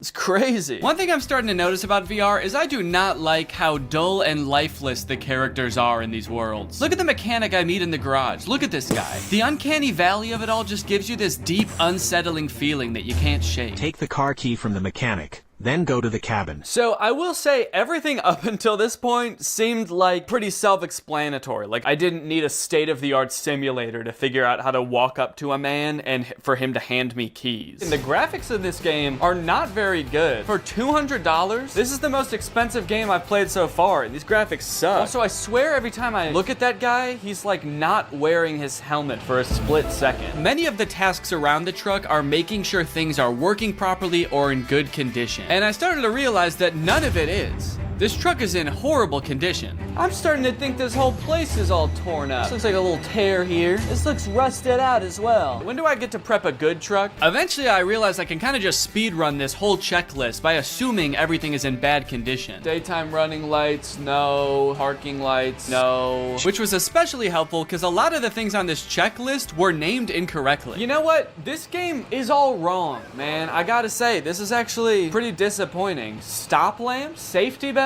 You mean seat belt? Fifth wheel coupling? I can only imagine what that is supposed to mean in real life. That's probably like the radio or something. Check for wheel chocks attached to the rear of the machine. What's a wheel chock? On the back of the machine. What machine? The truck? Is that the machine? Is he the machine? You got any wheel chocks back there, sir? Turn around, let me see. Let me see your wheel chocks. Suddenly, all of the UI and my ability to walk around disappear, leaving my prospects of finding these so-called wheel chocks hopeless. I tried resetting the game to see if that would fix it, but the only thing that did was erase all of my progress. Prepare the truck for driving. Come to the table. To move, point the controller to... Okay, this one actually looks like it might be a little bit more entertaining. This one is called Airline Flight Attendant Simulator. Being a flight attendant actually does sound kind of interesting, so I am kind of curious to see what that entails. And the graphics on this one look a little better too. Passenger evacuation. Wait, why did I think this game was gonna be mostly like bringing people soda and like walking around and just doing safety checks? Okay, now this makes sense now that I think about it. This game is about what to do in case of an emergency if you're a flight attendant. So does the game start off with the plane immediately about to crash?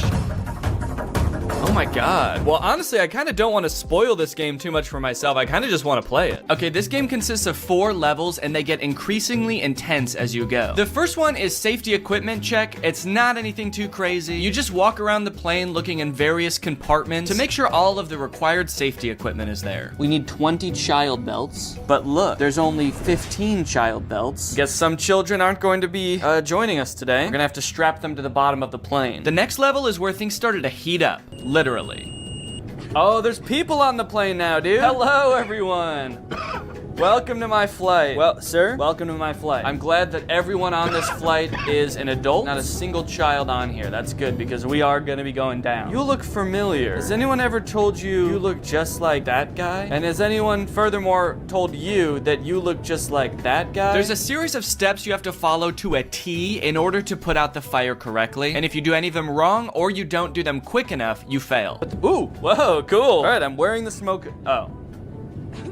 All right, that time I wasn't even goofing around. I was being dead serious that time. That's okay. We need to learn how to do this first, I guess, and then once I know how to do it, I'm gonna be able to speed through this lickety-split. And speed through it lickety-split I did. Once I had the instructions down, I was opening the door, I was extinguishing the fire, I was pouring water on it. What? Oh! Okay, yeah, I did fail that time. I forgot a few steps. The source of the fire hasn't been inspected, but I did eventually get it. How did I do? The source of the... What? Kind of. It's been inspected. Oh, it says mission passed anyway. Okay.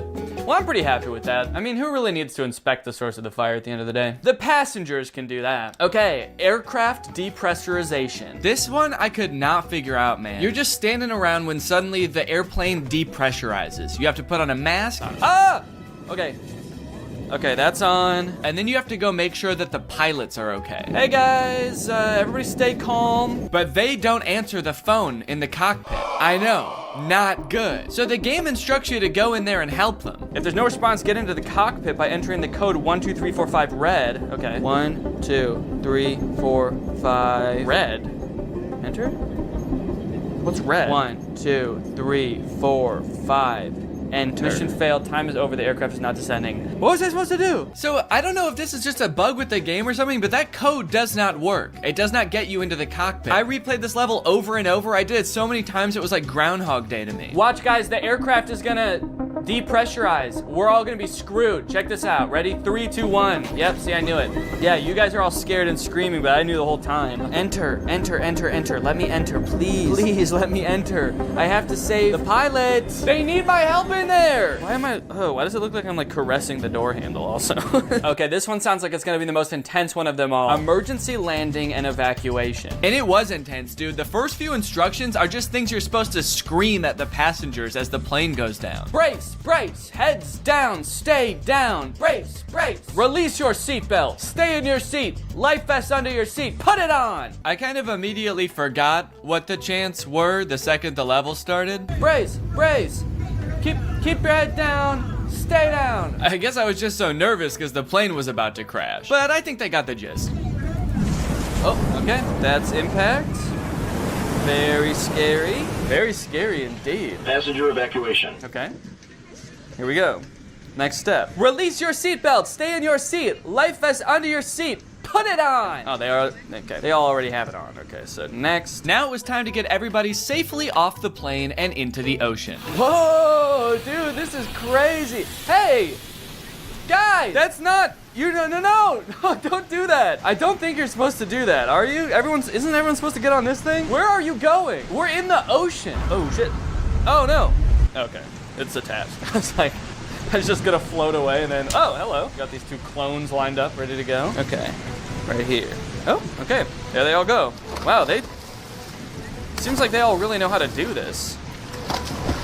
Has this happened to you guys before? Check the entire cabin for any passengers left inside. There better not be anybody still on this. Oh my God, dude. Get up. Get up. Inflate the life vest. Get up. Go. What am I supposed to say? Excuse me. I gotta admit, it was pretty fulfilling to help all of these scared passengers off of the plane in a calm manner, and oh fuck, I have to get in the cockpit again. I hope the pilots are alive. Literally everybody else lived, so it would be kind of a bummer if they didn't make it. 1, 2, 3, 4, 5, enter. Oh, it worked this time. All right. Hey guys, I don't know if you noticed, but the plane did crash, so just wanted to let you know. There you go. Oh, okay. All right. You're good? And you as well? Are you good? Oh, okay. Perfect. No, don't get your hands off the steering wheel. We're not in the air anymore. We crashed. Get your hands off the steering, please. Now that I'd rescued everybody else on the plane, it was time to rescue myself. A jump, a jump. Mission failed. This last one I kind of have a complicated reason for picking, but I think it's interesting. This game is, I think, one of the most popular VR games you can play right now. It's called Gorilla Tag. I'd never heard of it before researching this video, but it seems very popular. Here we find a most curious creature, moving on two paws, able to traverse great distances. So it seems like a multiplayer VR experience where you play as a gorilla who inexplicably does not have legs. I don't know if they all just escaped from some kind of laboratory where they were being experimented on or something, but none of the gorillas have legs. And also, instead of like using the joystick to walk around, you like swing your arms like an actual gorilla walking around, which seems super annoying, honestly. But this game has very positive reviews. 93% of the reviews for this game are positive, but I read through some of them and it gave me a little bit of pause. Positive review. This is the reason I do not want to have kids. Positive review. Kids call you racist stuff, but you will get used to it. Positive review. Dislocated my finger in real life. I think what I'm getting at here is that the game itself is well designed and fun to play, but because it's a multiplayer game, the other people on the app, being mostly children, make the game a terrible experience. At least I think that's the case, but I want to check it out for myself. Is this actually a good game, or do the clientele ruin it? You start out in a cave learning to walk as a gorilla for the first time. This walking mechanic is very annoying and would only continue to get more annoying as the game went on. Also, I'm not sure why the game is third person in this recording. When I was playing, I was in first person as the gorilla. So this is what a gorilla's hands look like. But as you emerge from the cave, you are greeted by hundreds of children. Oh. Never give up. Whoa, suddenly I can hear people. Hey, hi, I'm new here. I don't know how this game works. Can anybody help me? Yeah, I will. Jump down. These children were immediately so eager to teach me how to play. They also turned me into lava. I'm still not sure what that means. Wait, what did you do to me? They swarmed me like a pack of feral wolves and immediately started asking me questions and showing me how to do things. This is kind of overwhelming. Do you already know how to run? Do you already know how to run? So you gotta run like diagonal to the ground like this. They wanted to show me how to run, how to throw balloons. They wanted to feed me hot dogs. Thank you. So hospitable, thank you. So overall, most of them were pretty nice. There was this one gorilla who kept asking me to change his color code in a very intimidating way. You take off my color code? What? You take off my color code?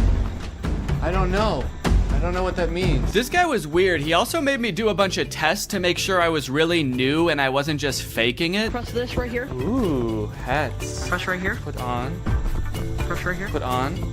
Okay, you're actually new. Oh, you thought I was razzing you? You thought I was messing with you? I wouldn't joke about that kind of thing. Do you want to know how a real man does it?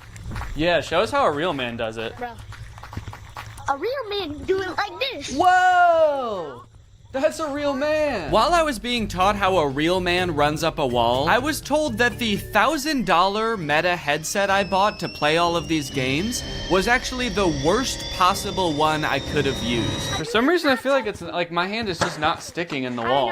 What are you playing on, Oculus or Steam? On Steam with the Quest Pro. So you have about 85 hertz. Okay. So your hands are not as sticky as the Oculus players. Wait, what did you get? The Pro? Yeah, but I'm playing it on Steam. Not bought that headset. What the hell, Steam? And Mark? My gaming setup is too good for Gorilla Tag? How fucked up is that? Once the gorilla children had cooled down a bit and started to go back to doing their own thing, I asked my friend here if there was anything else to do in this game. Are there like mini games in this game, or like what is there to...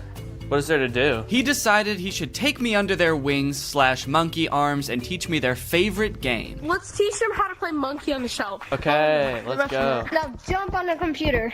Okay. Now join code Joe Mama. Monkey on a Shelf is a don't touch the lava type game where you try to make it from one end of the room to the other without touching the floor. I kind of thought there would be mini games like programmed into this game, but there is no structure at all. They just like pick one monkey to watch and make sure people don't touch the floor. While we played, we got to talking about some of the negative things people had to say about this game. Are there a lot of racists in this game? The review said that like it was just a bunch of racist little kids. Yes. Yeah, there are. There are.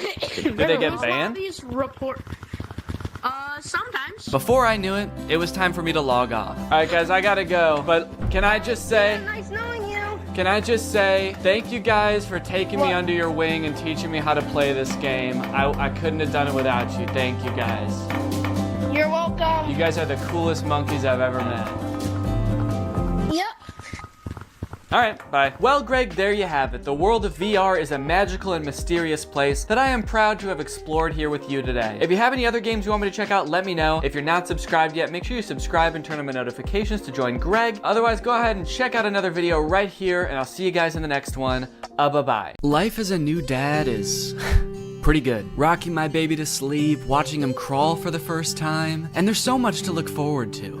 Like finding out what kind of TikTok dad I'm gonna become. There's so many types of dads on TikTok. You got Frog Dad. I could be like Addison Rae's dad, begging Young Gravy to box him. One thing's for sure, whatever kind of dad I become, I'm excited to do it on TikTok. Wait, what is this? TikTok is getting banned? Guys, TikTok might get deleted in the US forever in a few months, so I either need to move countries or fulfill my dream of becoming a TikTok dad now. Luckily, over the years, I've gathered a pretty choice list of dad talks, and today I'm going to watch them, and then I'm going to become them by recreating them. So let's take another look at that Addison Rae's dad TikTok. Can I get a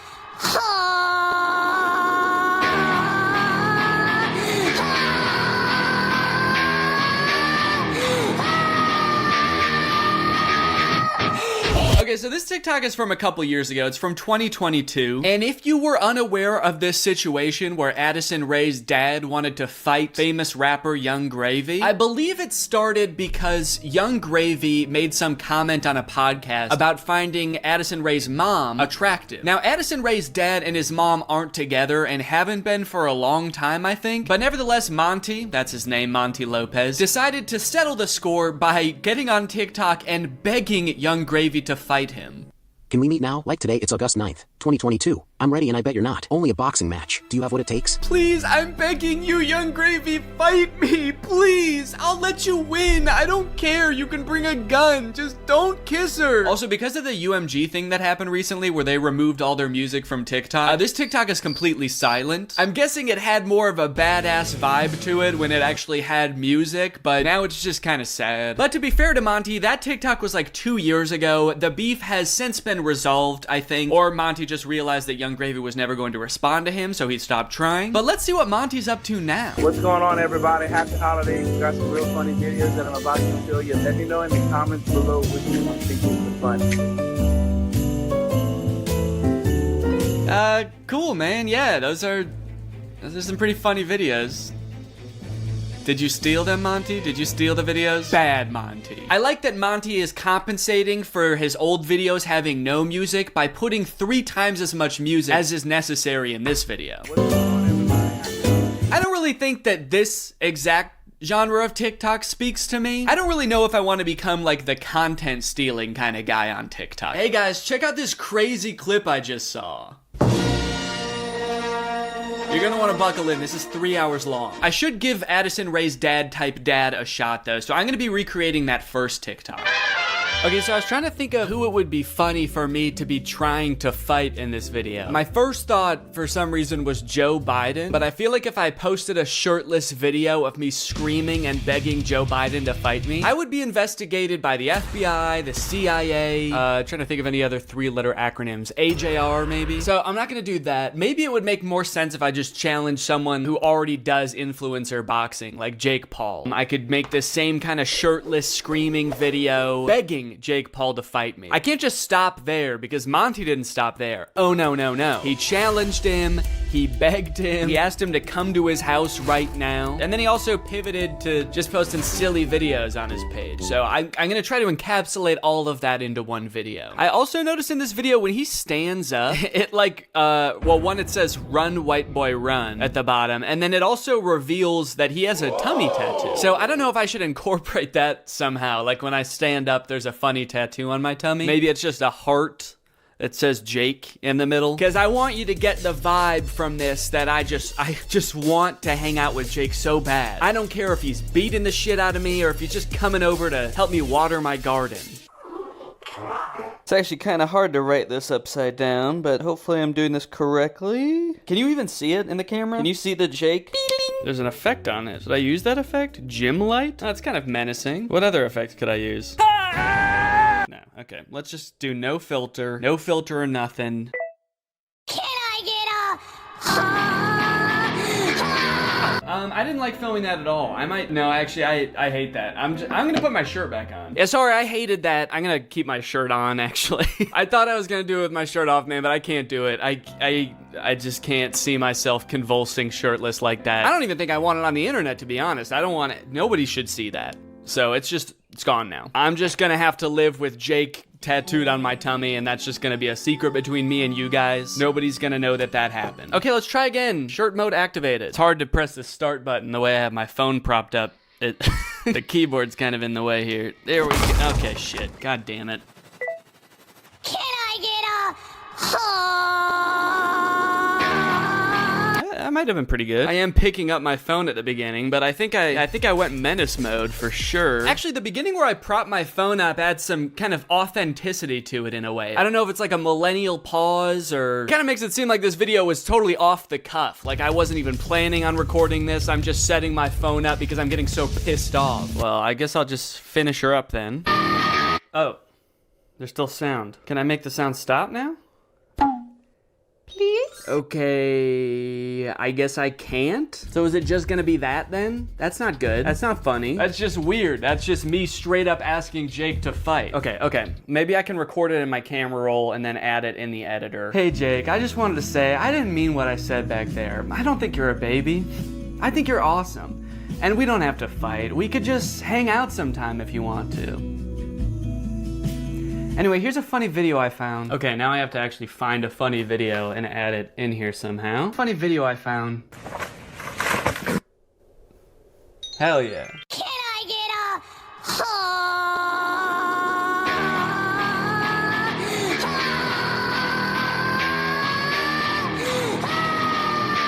Hey Jake, I just wanted to say, I didn't mean what I said back there. I don't think you're a baby. I think you're awesome. And we don't have to fight. We could just hang out sometime if you want to. Anyway, here's a funny video I found. Yeah, I think it's perfect. And I think it's ready to post, and I'm not worried at all about what people will think when I post this. So I think after I create all the TikToks, we can take a look at some of the responses to them. Okay, next TikTok. My daughter being in a toxic relationship. Hashtag POV, a pack sticks up for each other.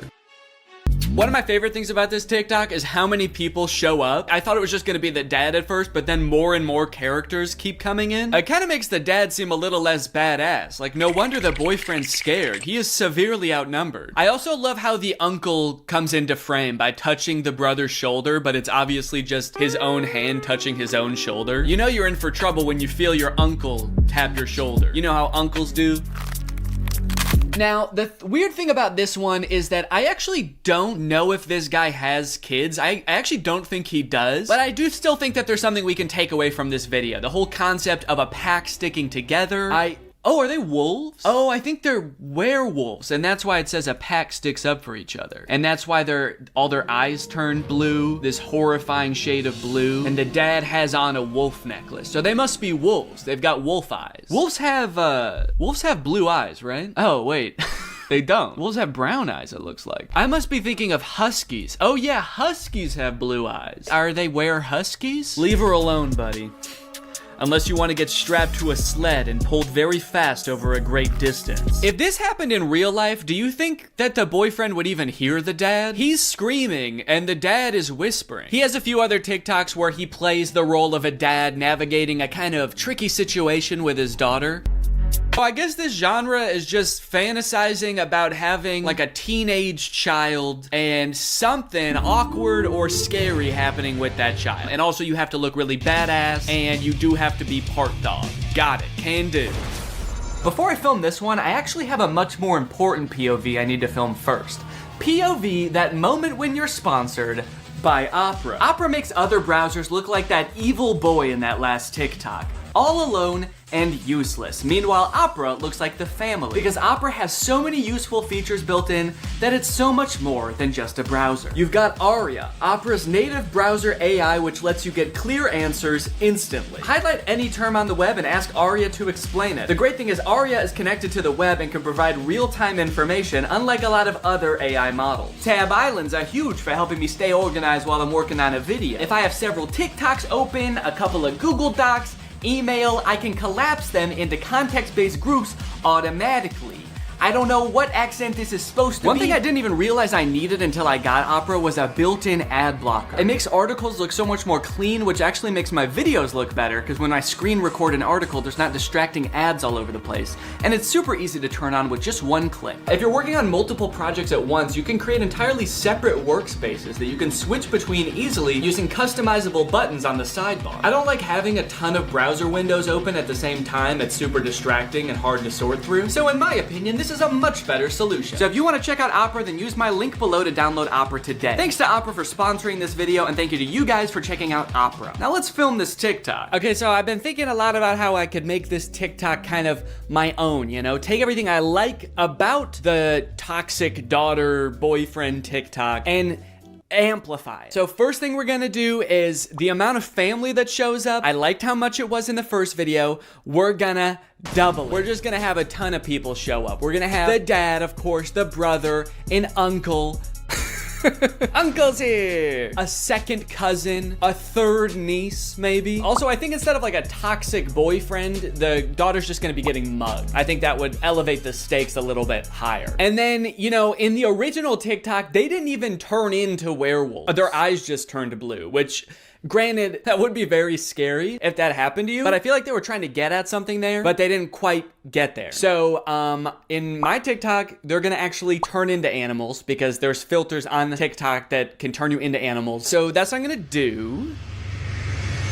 And I'm gonna do it now. So I think what would be even cooler than turning into a wolf is if I turn into a horse. And I know that there's horse filters on TikTok. I have one saved here, where if you open your mouth, you turn into a horse. So I'm gonna use this. Okay, beautiful, beautiful. I look gorgeous. And then everyone just starts turning into horses, dude. The daughter turns into a horse. Uncle's gotta turn into a horse. And last but not least, the mugger has to apologize, of course. Let's go, baby. Now all I have to do is edit this, and it's gonna be ready to go. Now this dad is a whole different type of dad. His name is Brian B. Toe. I thought Toe might be his last name, but the way it's spelled out in his profile actually makes it seem like Buto is his last name. I thought B was just his middle initial till I saw this just now. Say what you want about Brian, but he do be Toe. And I think there's a lot we can learn from Brian's TikTok. Stuck in a generation where loyalty is just a tattoo and being fake is a lifestyle. Where the real ones at? Man, Brian's so cool. I thought he was a teenager for a second because of how cool he's dressed. Hey guys, I'm just skateboarding with my backpack to school. I mean work. I hope my teacher is cool today. Oh, I mean boss. Sorry, I'm just a kid at heart. Also, I just got in a really bad skateboarding accident and hit my head real bad. Can you drive me to the hospital? I don't like this angle. Why is he so much higher up than us? Are we a child in this video? Are we his child? Son, where are the real ones?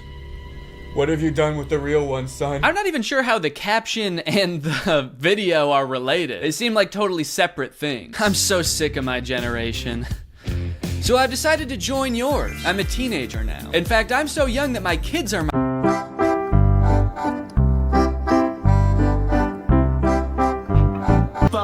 All right. Now, obviously, I don't like this video. I don't like it one bit. But I'm mature enough to realize that I'm not the target demographic for this video. This video is for MILFs. And I'm not a MILF. I'm at most a dill. I'm just a dad you would like. And the MILFs in the comments are loving it. Yes, you still got it. Where you been all my life? Damn, my kind of guy. More power to him, I guess. The one thing that I can't get over is the setting in which he's making this video. Are you in public? It looks like he's just in the lobby of a hotel making the absolute thirstiest video I've ever seen. You need to get to your room ASAP, dude. You are too horny to be in public. I like this guy in the background. The second he realizes he's in this video, he steps out of frame because he's like, oop, I can't be in this. Oop, get me out of here. This guy's too horny. The caption is still got it, which is a little confusing to me because usually you would say that about something you used to do when you were young. Brian, did you used to do this when you were young? They didn't have iPhones back then. Who were you doing this to, man? The reason so many people are single and not in relationships today is because we're looking for that 90s love in a 2023's hookup culture. Tell me I'm wrong. Yeah, man, that's fine. Where are you? What's going on in the background here? I'm looking for that 90s love. The kind of girl that doesn't just want to hook up, but wants to go on a date to the giant dirt pile in town. I love that dirt pile. I wish I could date the dirt pile, but she's taken. Hey, get out of here! She's mine! Okay, this is good research. I feel like I'm starting to get what this guy is all about. It's a lot of like pouring your heart out on the internet. Some of it could possibly be on the verge of oversharing, but he's expressing his feelings. He's looking badass while he's doing it. It's like this emotional vulnerability mixed with this cool, mysterious bravado of being alone at the giant dirt pile. Oh, oh, oh, oh, yeah. Da, da, da. I gotta know. Okay, no, that's cool, man. Look, I obviously think that, you know, that's kind of a scary joke to make, but again, this video isn't for me. Oh, uh-oh. Oh God, Brian, the MILFs aren't liking it either. This guy is not funny. My first reaction, ew. Brian, you're scaring the MILFs, man. So I'm unaware of any gigantic piles of dirt near where I live. If there are any, I guess I'm just not cool enough to know where they are. So I'm here at the woods. Figured that would be an equally strange location to film this TikTok. So we've got strange location, the woods. We're going to have sort of a nostalgic / oversharing caption, which I'm still not sure what that's gonna be yet, but I can just figure that out while I'm editing it. I don't have to do that now. It doesn't have to have anything to do with the video, which is good. And then I also have to appeal to the youth. I have to try to make myself seem like a kid, which usually I'm not very good at, but I went to Walmart and I went to the kids section and I found some stuff that I think is gonna do the trick. Brian had a skateboard in his video, and so I bought a scooter. They didn't have any skateboards. I don't know if this is maybe a little bit too young for the demographic I'm trying to reach, but the box said ages 2 to 5. So I'm just gonna sort of pretend to be shredding it up out here at the beginning of the TikTok. By the way, I am like 75% sure that there's poison ivy under my feet right now that I'm very much trying to avoid. And I think I have, but my legs just feel itchy even just being near it. This was actually a horrible idea. Anyway, the hat. It says Fortnite on it. Can you see that? It says Fortnite on it. I found it at Walmart in the little boys section and I thought, oh my gosh, this is perfect. This is gonna appeal to all the kids. So I've got my scooter, I've got my Fortnite, and I'm ready to have some fun. Let's film a TikTok. Okay, I think I'll just pretend to be ripping it up over here and then I walk towards the camera, all cool. I for sure stepped in the poison ivy that time. Very cool. Why does this hat make me look like a pilgrim? It's like such a flat brim hat that it's gone past looking cool and gone towards looking like a full-on pilgrim hat. I am a Fortnite pilgrim.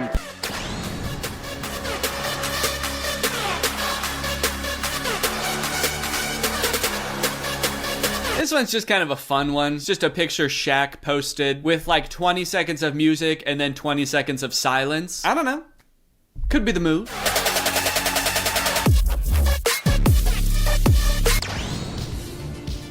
All right, this TikTok is by a dad by the name of My Life, not yours. So in case you were confused, this isn't you.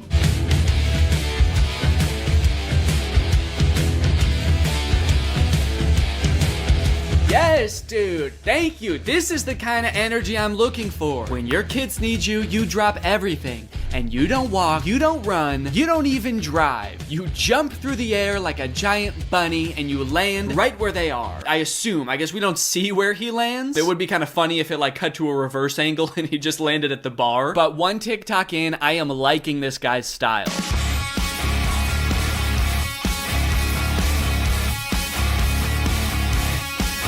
So I guess the way I describe this dad is like action hero dad, mystical sorcerer dad. Either way, he's killing it, and I really like his vibe. He's always getting himself into insane situations like this one. Happy Easter, everyone. Something so funny about how nonchalantly he says Happy Easter and then teleports himself into the UFO and kamikazes himself. Like, did he know that was gonna happen? Based on how chill he was, I kind of feel like he didn't. Happy Easter, guys. Oh, what the fuck is happening? What the fuck? Ah!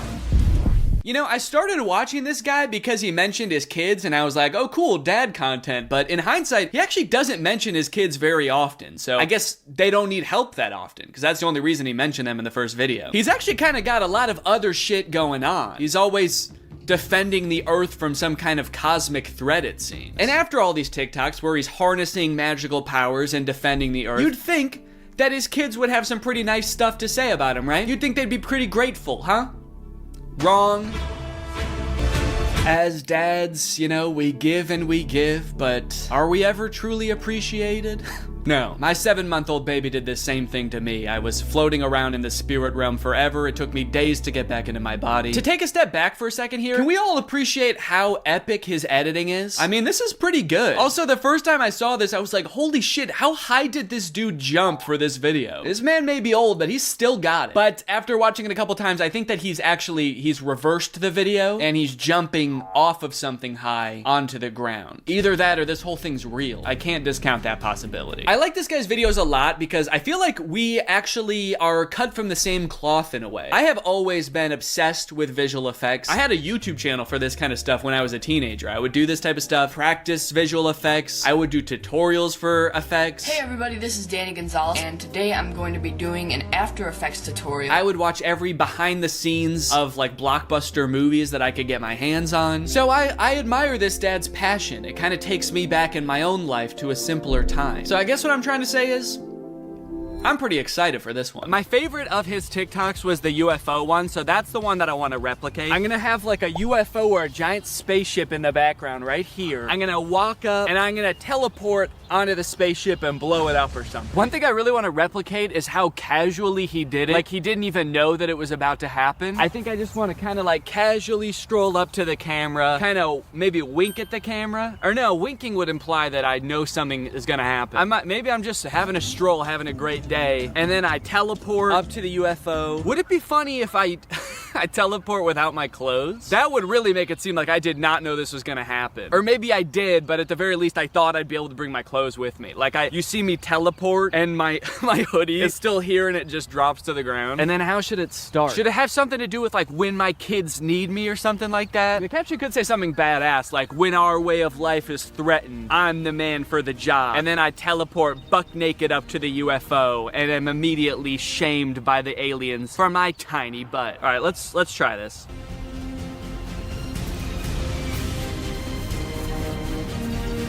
Okay, and then I'm gonna take off my hoodie, put it right where I was, and then drop it.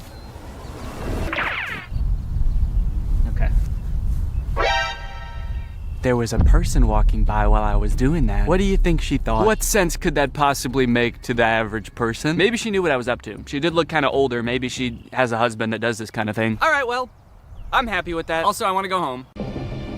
Now that all of the TikToks have been recorded, edited, and posted, let's see how people responded to that. We're gonna go from the least viewed video to the most viewed video, starting off with Addison Rae's dad. So this was the first video that I posted, and it is by far the least liked out of any of the TikToks. It has 45,000 likes. I think people were just confused. Nobody really got the reference. The general consensus amongst the audience is that I'm going insane. The second most liked comment is, "Nurse, he's out again? Is everything okay at home, Danny?" Okay, I was doing these TikToks to make myself seem like a really cool, awesome dad, and Kind of feel like it's not working based on that comment. Oh my god, he's lost it. What is he planning? Or is he just having fun on TikTok? All right, he's either planning a video where this is some kind of satire, or he's actually just having some fun, challenging Jake Paul to a fight, begging him to meet up, and sharing some funny videos. Maybe this is just who Danny is now. Okay, next up was the Shaq TikTok. Lots of people praising my very calm demeanor in this picture. You look so comfy and at ease. You don't look terrified for your life at all. Looks like they were really nice. And then one kind of eerie comment. Please don't die, I love your content. Do they know something that I don't know? I look closer and this was posted by my doctor. Oh no, he's actually been commenting a lot on here. He says, the test results just came back, it's not looking good. Love your content though. Also, was Ice Spice cool? Just feel like there's better ways he could have contacted me. Someone said, is this real? And then someone commented under it, no, it's AI. Look at Ice Spice and Taylor's eyes, or the guy on the right, his hands, or the sunglasses just floating on his shirt. So I guess he's talking about this guy, saying, no, it's clearly AI. Just look at this dude. Which, is kind of fucked up, because it's not AI, that's just a real guy. Everything in the image is real except me. And even I am real. I'm a real person. I just wasn't in that picture. It's kind of interesting as AI has gotten more popular how whenever anything is fake now, all of the comments are AI. It used to be whenever something was fake, all of the comments were Photoshop. Even if it was a video, it would always be attributed to Photoshop, and now it's AI. Even in this case, when it was actually Photoshop, the accusation that gets thrown out is AI. It's just kind of something interesting I noticed. After I posted that TikTok, I was starting to get a little bit worried. I started this video with hopes of becoming the coolest TikTok dad on the platform before it got deleted. And based on these comments,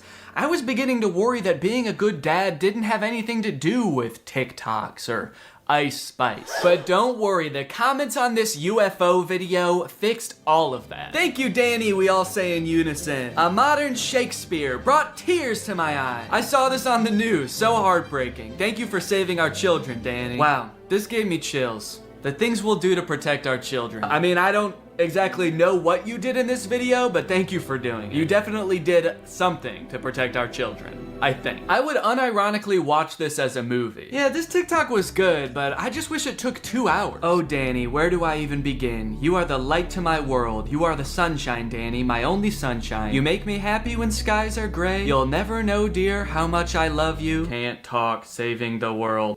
All right, second place, the silver medal of dad TikToks goes to the Scooter in the Woods TikTok. Raking in a whopping 1.1 million views, 295,000 likes. People are really vibing with oversharing strange location dad. One fun thing about posting all of these videos is seeing people comment trying to guess what the video I'm working on might be about based on all of these seemingly unrelated TikToks. None of them have anything to do with each other, so people's guesses were all over the place. But the most common guess, and the one that had the most likes on this particular post was, I'm guessing these videos are him doing AI prompts and seeing which ones go the most viral. Which I think, in a way, goes to show how far AI has come, where I'm replicating real videos that people have made, albeit adding my own little comic twist to them, and people assume that they were generated by an AI. It either goes to show how good AI is, or how bad I am.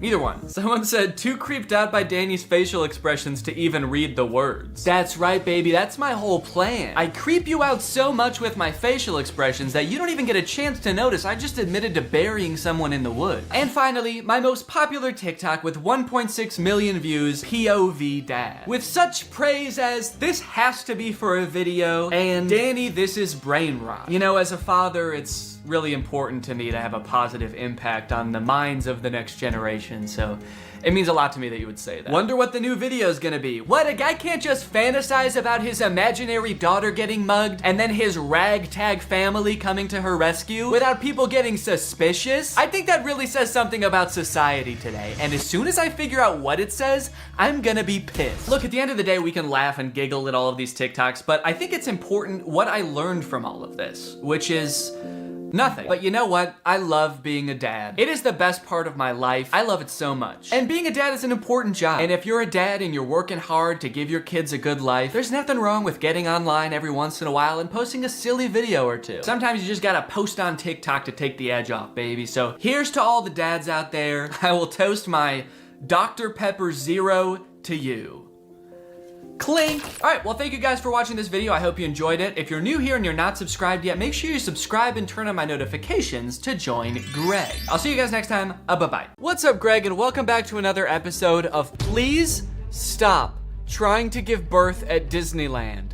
Please. Did you guys know about this? I just found out this is a thing. Women are trying to give birth at Disneyland in order to get a free lifetime pass. Don't do that. As I'm sure you guys are aware, because Disney is such a huge company with so many adoring fans and people love going to Disneyland, there are a ton of like urban legends and lore surrounding the Disney parks. You guys may have heard of some of the more outlandish ones, like there's one that like Walt Disney's head is like frozen and buried somewhere at Disneyland or something, or like it's like Buzz Lightyear's head on the Toy Story ride or something like that. But today I wanted to sort of dive into some of the urban legends surrounding the Disney parks. Mostly the strange things that Disney adults do at the Disney parks. Although some of these things are so weird that I hesitate to call these people Disney adults, some of these things are a little extreme. Kind of feel like I should call them something else. These people are like Disney extremists or something, I don't know. The first one, like I said, women flock to Disneyland to give birth and get a lifetime free ticket, which is such a bad idea on its face. Like, please give birth in a hospital, give birth where there are like medical professionals around and not like a chipmunk. And the worst part of it is obviously this perk is an urban myth and does not exist. This is not a real thing. Laboring women have shown up at Disneyland in the hope that their bub will be born there and get a lifetime free ticket. But guess what? That perk is an urban myth and does not exist. Important to note, this article is Australian. That's why they're calling the baby bub. They're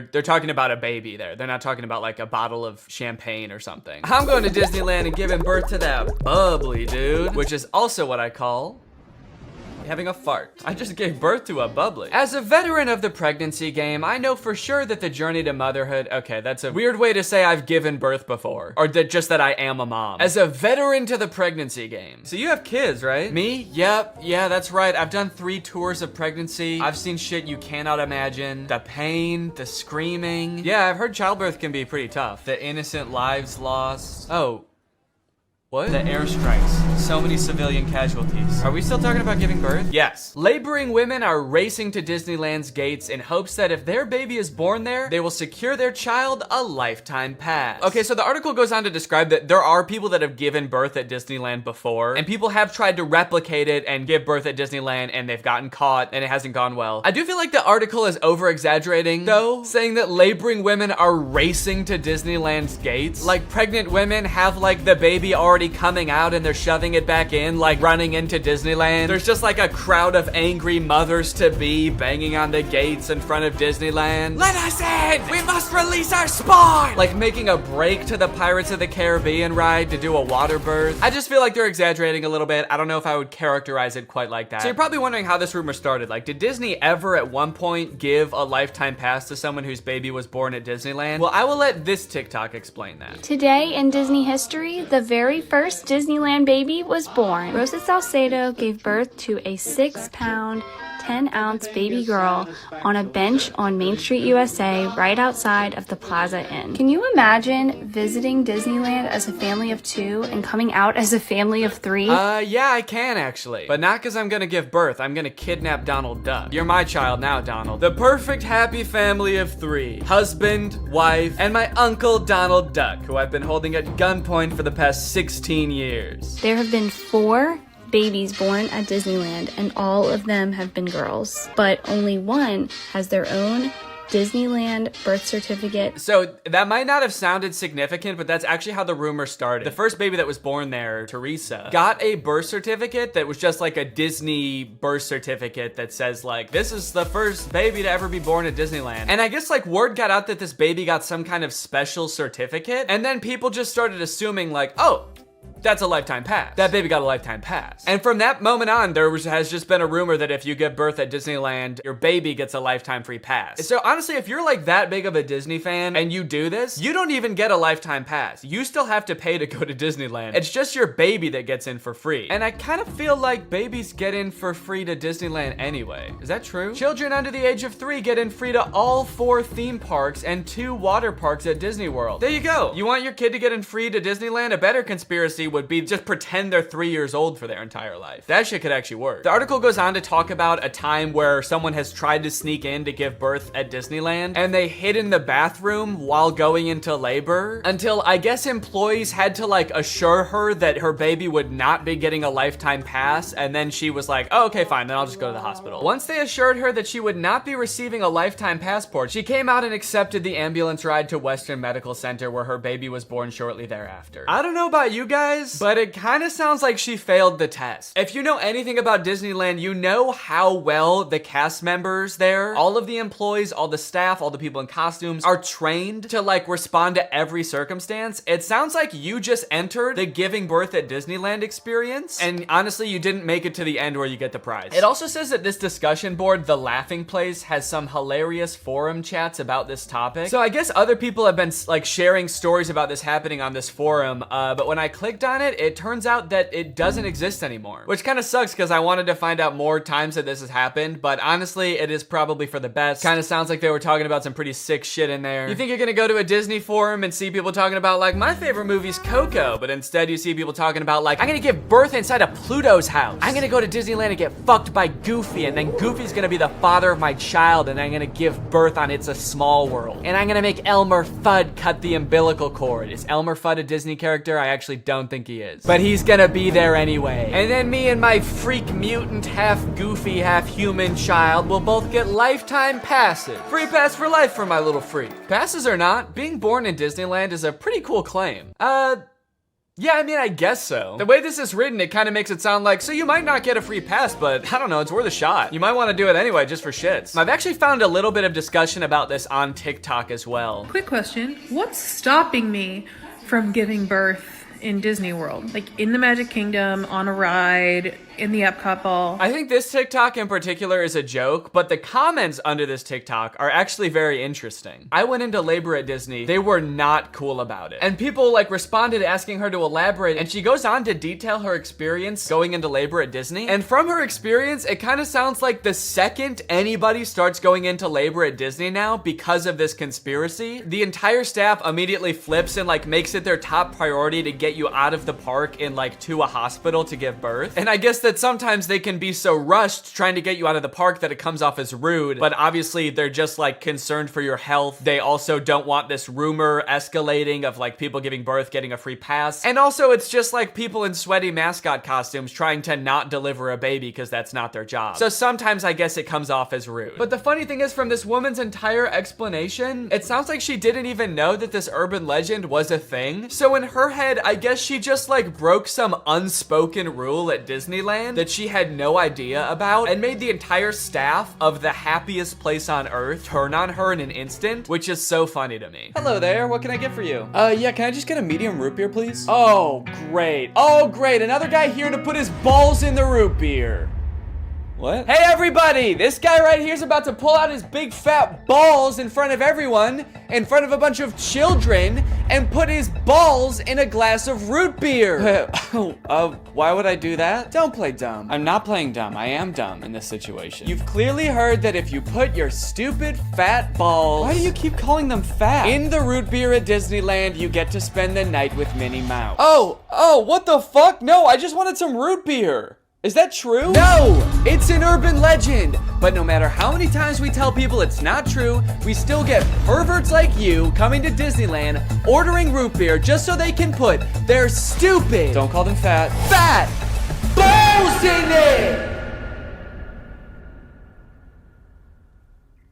Oh, come on, man, don't cry. I already am. Why do you still sell root beer if this keeps happening? Because if you shit in the root beer, you actually do get a free fast pass for Space Mountain. Okay, I don't want to put my balls in root beer, and I definitely don't want to shit in the root beer, okay? I legitimately just want to drink some root beer. Oh. Sorry, my bad, man. I didn't know. Okay, well, that's literally what I asked for, so here you go. Ah, what the fuck is that? It's Walt Disney's head. You said the secret code, so here's his head. No, root beer. What? I wanted root beer. I wanted to drink root beer. So no head? No. Overall, pretty disappointing that anyone actually believed this in the first place. In what world would Disney want to foster an environment where mothers are coming into their park, their theme park, to try to give birth? Especially if they're not like billing it back to the person that gave birth and being like, okay, here's your hospital bill, and because it's Disney, it was $1 million. Now, by now, it should be no surprise to you that there are some people in this world that want to spend every waking moment of their lives at Disneyland, especially their most precious moments in life, which is why you can also get married at Disneyland. Let's take a look at some of the craziest places you can get married at Disney World. Starting at $12,000, you can get married at the Haunted Mansion in Disney World. But just like expecting mothers trying to sneak into the bathroom to pop out a quick person, couples are of course also trying to cheat the system and avoid paying to have their wedding at Disney. So they'll just like sneak in with like themselves, maybe a couple family members and an officiant, and just like have the wedding in like a somewhat secluded area of the park. Here we have an article that details a San Diego couple sharing their secret Disneyland wedding story. Not many people can say they secretly got married in Disneyland's Sleeping Beauty Castle. 2 years ago, Gabriel and Andrea had been saving up for their dream wedding at Disneyland. However, when they began looking for wedding options at the park, the couple said that the cheapest option was $12,000. Instead, they decided to spend their life savings on a house. Great move, honestly. No complaints so far. That's a very wise choice. So Gabriel and Andrea decided to have a secret wedding at Disneyland. The couple gathered Gabriel's oldest daughter, an ordained minister, a witness, and packed their bags, heading for Disneyland for what they called a guerrilla-style wedding. Now, I don't know much about weddings. I've only had one, but I do know that you don't generally want to have them guerrilla-style. Like when we were planning our wedding, that word almost never came up, I don't think. Just imagining them describing their wedding afterwards, like, yeah, it was so romantic. We hid in the bushes for 8 hours in the hot Florida sun wearing camo paint, waiting for the crowds to die down. You know, just sort of waiting out the crowds and the gunshots, the airstrikes. Airstrikes? Then we popped out and I said I do. Happiest day of my life. Here's my favorite picture of the big day. Now buckle up because this next urban legend is about to get nasty. Quite literally, this is disgusting. Like I said, the most devoted Disney fans would probably spend forever at Disney if they could, but maybe they can. For years and years, the Haunted Mansion has been the home to an endless supply of Disney myths and legends. But the attraction's most prevalent and persistent rumor is that guests regularly spread the remains of their friends and family inside the ride. This can't be true though, right? It is 100% true. Yes, that is right, and I don't want to bash anybody's final wishes. I know that that's a very personal thing, but spreading human remains in a public place that people are like walking around and touching? Please don't do that. Or you know what, I should say, you know, because I feel bad for people who are just trying to honor their dead relatives' wishes or whatever. If you're alive still and you're watching this video and that's gonna be in your will, please take it out. Don't make people do that on your behalf. Honestly, I am a little relieved that people are sticking to like spreading ashes at least, because there are a lot of different ways to dispose of a body. It was actually my grandpa's greatest wish to be laid to rest at Disney. Oh, that's sweet. You're gonna scatter his ashes around at the park? Not exactly. The Haunted Mansion probably has so much human ashes in it, it's not even funny, said one Disneyland custodian. Blah! That is the nastiest thing. Oh my God. Don't do that. Do not do that. Please. People scatter their loved ones' ashes in the Disney parks monthly. Can you imagine just like being on a ride and the person next to you is dumping out ashes? Disney employees are literally aware of this too. They have to follow special protocols every time this happens. The custodians are used to identifying and vacuuming up these ashes. I don't know why I was surprised to hear they vacuum them up. Of course they do. It's a literal human corpse, basically. Of course they get rid of it. The people who are like requesting this happen to their bodies must know this, right? They must know that some custodian that does not willingly work in like a morgue or something is going to have to take care of that. This sounds awful for everyone. If you're the custodian, you have to vacuum it up, but if you're the person that just lost someone you care about, you have to know that they're just gonna vacuum it up. They might even make you watch. They have you come identify all the places that you scattered the remains, and then they just like make eye contact with you while they're vacuuming it up. This is going in the garbage now. We're gonna throw this in the garbage now. Say bye-bye. So when you're laying them to rest in the happiest place on earth, you're actually condemning them to forever in the suckiest place in the world. Yes, that is a very funny joke. And people will put them anywhere too, like flower beds, bushes, the lawn at Magic Kingdom, outside the park gates. Outside the park gates? They'll put this shit anywhere too, you know, outside the park gates, on the highway on the way home, the McDonald's across the street, Universal Studios, shit anywhere. It doesn't really matter. I feel so bad for the employees that have to deal with this, honestly. That would be so scary. Honestly, even as a patron, you know, I honestly like going to Disneyland every once in a while. I think it's pretty fun. But next time I go, I am going to be terrified that I'm like touching human remains at all times. Especially now knowing that they put them everywhere. I'm gonna be eating a turkey leg and wondering like, is this actually some guy's leg? They're most frequently dispersed around the Haunted Mansion, which is kind of perfect if you ask me. Okay, this girl's actually a little bit too into it. But now this whole ashes thing, which is not really an urban legend, is actually true, has actually spawned urban legends out of it, as you can see here. Have you heard of the legend of the crying boy at the Haunted Mansion in Disneyland? The story goes a mother spread her son's ashes without permission from Disneyland, and you can see him crying as you're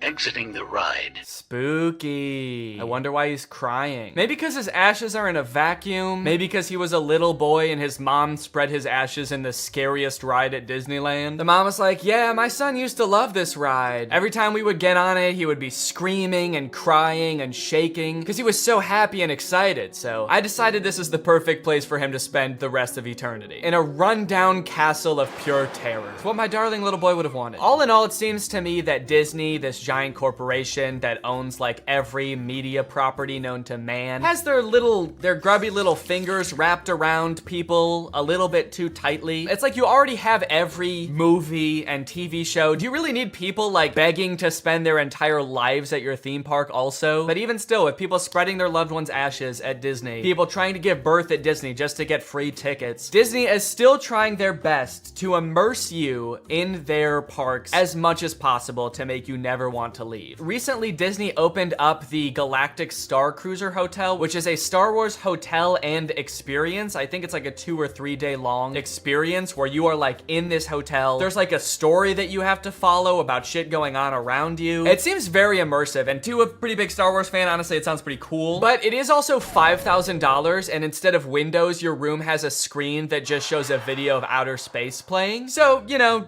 just keep that in mind that you might go insane while you're in this place. With no concept of night or day, you just have to adhere to the Star Wars pre-approved activities. There's like stormtroopers patrolling the halls at all times. It's kind of like they wanted to build a Star Wars hotel, but they built a prison instead. I read through some of the Google reviews for this hotel. It's only been open for a little bit, so there's not that much to go off of. And honestly, there are a lot of 5-star reviews of people who seemingly really enjoyed it. I did think that this review was really funny. This person gave it a 1 out of 5, and they said, thought the experience was fun, but not worth the price. There are too many missions to keep track of, and you are always missing something. It kind of seems like they got like too immersed in the story and like started to believe that they really needed to complete these missions. This sounds more like the review of a disgruntled employee that like works on a spaceship. There are too many fucking missions, man. There's too much shit to do. The hyperdrive is gonna fail, and I need to fix that. Not to mention the First Order's breathing down my fucking neck, trying to get me to give away the location of my comrade. This place is fucking stressful. I think my favorite thing I've seen come out of this Star Wars hotel is this apparently now deleted ad for the experience that says, strike unlikely alliances in your very own Star Wars story. Apparently when you come in, you can decide if you want to be like on the good side or the bad side. So this ad shows that.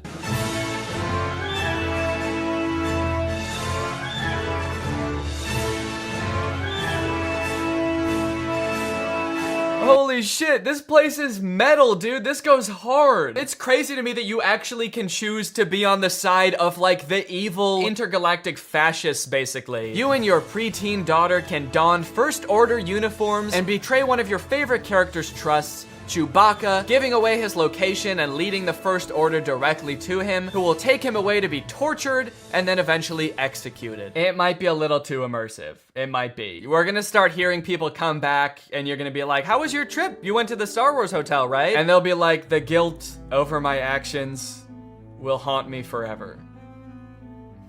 But I did what I had to do. It was honestly fucking sick. I loved it. And honestly, like, if someone offered to bring me there for free, would I go? Yes, I probably would. Yeah, honestly, I would like to go 100%. I would like to go. And as if living in an intergalactic prison day-to-day life is curated by Disney, Oh gosh, I feel like we have so much chemistry together. Me too. This has been great. This date was a lot of fun. I really haven't connected with anyone like this in a long time. Fantastic. How likely would you be to recommend this experience to a friend? What? On a scale from 1 to 10, how would you rate my performance? Performance? I thought you were just like genuinely interested in me, like romantically. Oh, perfect. So a 10 then? I really opened up to you. And you opened up to me. That's all just part of the story living experience. It's Disney magic. So that whole story you told me about how sad you were that you had to release your pet into the wild because it had grown to be wild. That was the plot of The Fox and the Hound. What the fuck is wrong with you? Thank you for riding Disney's Love Connection. Please make sure you pick up all your belongings as you exit the ride. Are you an animatronic? Please do not try to fuck any of the animatronics. Are you all animatronic? Have a lovely day here at Am I the only person that lives here? Anyway, that's the end of the video. It's time to talk about our sponsor. What's up? It's me, a hacker, and I'm so excited to steal your data because you don't have today's sponsor, ExpressVPN. You see, sending data over an unencrypted network is a lot like sending a postcard. There's no envelope to cover up your info and protect your sacred message. So any old creep with a little bit of basic computer knowledge and a little bit of free time can come along and check out all of your private information. I'm talking passwords, financial details, hell, emails. I'm gonna look at all of it. I'm doing it right now. Hey guys, I was just kidding. It's just me, Danny. Well, I wasn't kidding about most of it actually. Just the part about me being a hacker, but the rest of it is true. Oh, there's not enough light on my face now. Can I just sort of illuminate my face with this?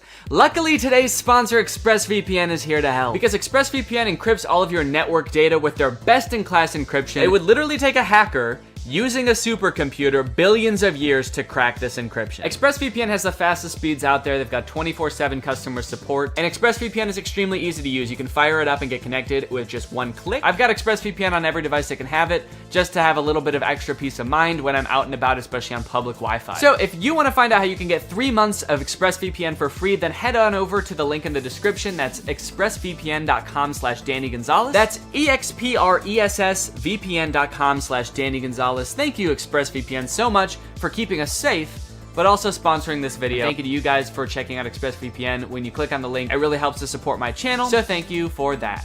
All right, thank you guys for watching this video. I hope you enjoyed it. If you're new here and you're not subscribed yet, make sure you subscribe and turn on my notifications to join Greg. Greg is what I call my army here on YouTube. We are a ruthless army whose violence and terror knows no bounds. Please subscribe and turn on my notifications to join, and I will see you next time. Bye-bye.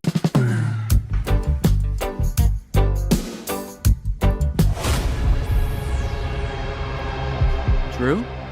Hey, Danny. What the hell are you doing here? I was gonna watch your video. The one that I'm about to film? Yeah, I watch all your videos. All right, well, I mean, do you want to come down here and be in it? No, that's all right. Okay, well, No, thank you. fine, that's okay. Sure. Okay, I'll do it.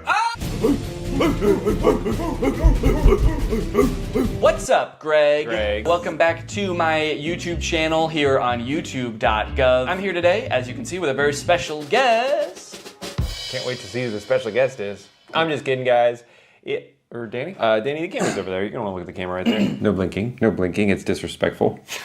Yeah, I got a special guest here, Drew Gooden. Everybody say hi. And I had kind of a fun idea to film for a video today. Today, we are going to be speed running conspiracy theory rabbit holes. I don't want to look at a rabbit's hole.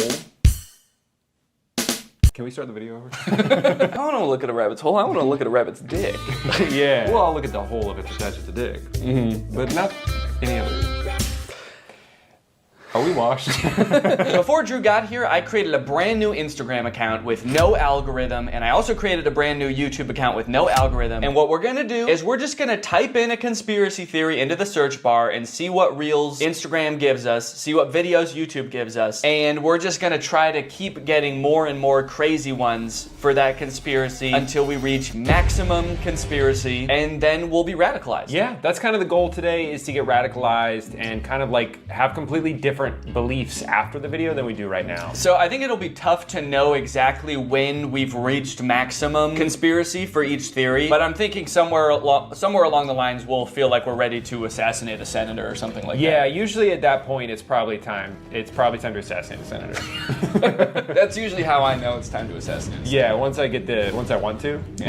Well, I guess the most basic conspiracy that we could start with is flat Earth. To me, it's not even a conspiracy theory. Because if the Earth wasn't flat, I'd fall over. Not fall off, you'd fall over. I'd fall over because of the slope. Have you ever tried to walk up a hill? And don't say that hills is proof that the Earth is curved. No, every time I've walked up a hill, I fell over. Exactly. So, what are we just going to search flat Earth or flat Earth? I guess it's kind of telling what the fittest flat earther. If someone has a conspiracy theory, I will only believe them if they're in really good shape. All right, we're just gonna search flat Earth. I guess we could go through some of these pictures, but really what I'm looking for is an Instagram reel. I see the craziest stuff on Instagram. Are you yawning already? I'm so bored. 33rd degree Freemasons, who are also Satanists, provided us with the glow model to deceive and mislead us. Oh. Yeah, so the round Earth is like a prank by the 33rd degree Freemasons who are also Satanists. Yeah. I like the first comment. I'd love to learn more facts around this. People think I'm wacko for suggesting the Earth could be flat. You are. Can you downvote on here? You're saying he harmed an animal? Yeah. Yeah, that comment pissed me off so much, I'm gonna go kick my dog. Yeah, it's his fault. What is the photo? These are all different ancient civilizations, how they thought the Earth looked, which is all flat. Oh, so it's sort of like this many people can't be wrong kind of thing. Yeah, even though they are all wrong. What's going on with the Australian? If you live in Australia and you watch my YouTube videos, stop. They probably watch them backwards too, because everything's upside down. Yeah, toilet flushes the wrong way. When you poop the toilet, it just comes out. I am so tired of it. I make a mess every time. So this is interesting. So Mars is like a hexagon? How can we view Mars and the other planets as mere balls of dust or gas? I'm gonna start saying that about my own balls. How can you see these as mere balls of dust and gas? Instead of what they really are. Balls of skin and cum. If gas on Earth isn't significantly affected by gravity, how is it possible that Jupiter, supposedly a massive ball of gas, has a gravitational force 2.5 times smaller than Earth? It's all a lie. Space is fake. Alright, they had me until space is fake. I know space is real. I know space is real. That's where God lives. That's where God lives. Wait. Space is fake. But even in their own picture, they say this is Mars. They know that Mars is real. Then where is Mars? Australia, maybe? Oh. So Australia's not flat then. So maybe the Earth is shaped like this, and we're here, Australia's here, and that's where Mars is. Oh. When did you learn how to do that accent? I just freestyled it. That's crazy. Is that what they sound like there? That's hilarious. Mars. Well, where the frick are the reels? I thought they were gonna be... shit, I don't know how Instagram works. Where's the videos? Maybe now that I've searched it, it's gonna be my reels.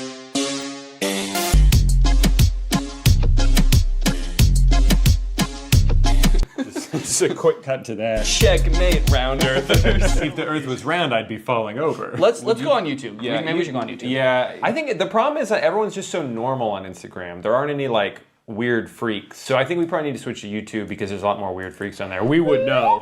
We can speak. We can attest to that. We can attest to that because there's at least 2 weird freaks on there with YouTube channels. Our toes are interlocked right now. That's how weird we are. Because if we let go, I'll fall down. So we created this Instagram account or this YouTube account from scratch. The only thing that we've looked up on it so far is Drew looked up Justin Bieber slowed down 800 times. It's beautiful. And it's beautiful.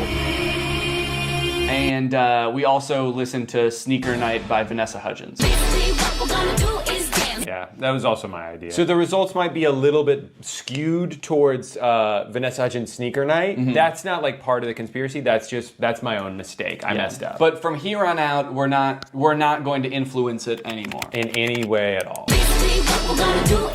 Okay, now I'll search flat Earth. Okay. That's how Vanessa Hudgens radicalizes people. So hold on. Yeah, okay, even the YouTube search is biased against flat Earth. It doesn't even, like, we're trying to view it objectively, but it's like, oh, flat Earther debunked. Yeah. Flat Earthers funny moments. Flat Earth Dave. It's like, let me find out who Dave is. All right, we're gonna search flat Earth. You know, do you ever do something and you think to yourself, like, I'm probably the first person to ever do this? Oh, yeah. I have to imagine we're the first people to ever search flat Earth from the Sneaker Night watch page. Like, inspired by this song. That reminds me. I need to do my own research. Oh, it's Phil from Amazing Race. All right, well, we gotta hear him out. We gotta hear him out. You'd think that with the beautiful photographs that we have of our round blue planet, it would convince any doubters. Oh, he doesn't believe in the flat Earth either? How did he get a job? And he's seen more of the Earth than most people because he does The Amazing Race, so you'd think he'd have some common sense. You'd think so. Well, hold on. Wait a minute. He works for CBS. Look up CBS's logo. Mm-hmm. Look up CBS's logo. No. This? Don't keep going, keep going. No! Stop! You're getting distracted. All right, look up CBS's logo. It's Big Brother. See, you think that Big Brother is gonna let you think independently? No, they're gonna open your noggin up, they're gonna fill it with all the thoughts they want you to have, and Phil is part of it. But probably Jeff Probst isn't too, right? Yeah, we're free thinkers. Basically, what we're gonna do is YouTube Shorts. Maybe we should be looking at more shorts. All right, if you two could shut up for a second, I have an important announcement. Today, I want to help you guys out with your budgeting a little bit. You can budget your car payments better, your travel, your groceries. Does that sound good? Well, then listen up, because we're going to talk about Rocket Money, the sponsor of today's video. Rocket Money is a personal finance app that lets you lower bills, cancel unwanted subscriptions, make custom budgets, and lower your savings all in one place. With Rocket Money, you can create a custom budget for any category in seconds. The app shows you where your money is going at all times and identifies your top spending categories and even gives you insights on how to better budget in the future. As someone who spends a lot of money eating out and not as much as I would like on travel, this is a great way for me to visualize like how much spending is happening in each category, where I can cut a little bit, where I can add a little bit. They'll also notify you when you have upcoming charges or when your balance is low. That way you can avoid overdrafts and late fees. And if that wasn't cool enough, Rocket Money can also help you lower your bills. Rocket Money automatically scans your bills to find savings. They can help negotiate bills for you, whether it be your internet service, your cable bills, and more. So you don't need to worry about those pesky customer service calls.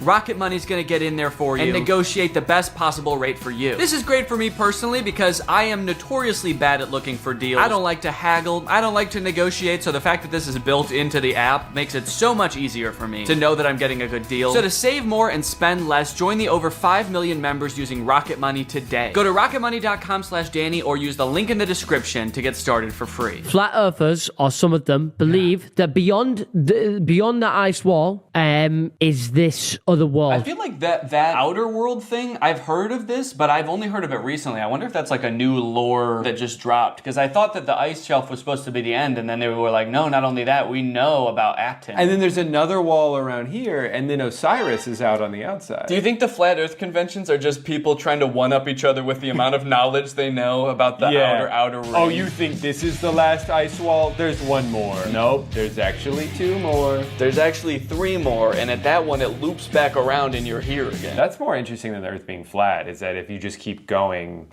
well, that actually is just with the Earth, is if you keep going along the Earth, you end up back where you started. So we kind of all believe the same thing. They just have more ice walls in their theory. Talking about how there was this one man that went to Antarctica on his expedition back in the day, and I can't remember his name. Flat Earth. Can't remember his name. Can't remember name. Sneaker Night Extended Cut. I can't remember his name. It was probably Vanessa Hudgens. Vanessa Hudgens, Sneaker Night. Proof of Sneaker Night. Internet famous flat earther has gone all the way to Antarctica to put his theory to the test. And he proved himself wrong. They always prove themselves wrong. I want someone to prove himself right. Just once, please. Just once. I mean, that's the thing though, is like, the internet is so, it creates little bubbles for you. Mm-hmm. So if we did have an algorithm that was pro flat earth, it would be littered with flat earth videos, and we would be like, this all confirms what I already believe. Where's that guy's mouth? Yeah, if the earth is round, where's that guy's mouth? Well, gravity's still technically a theory.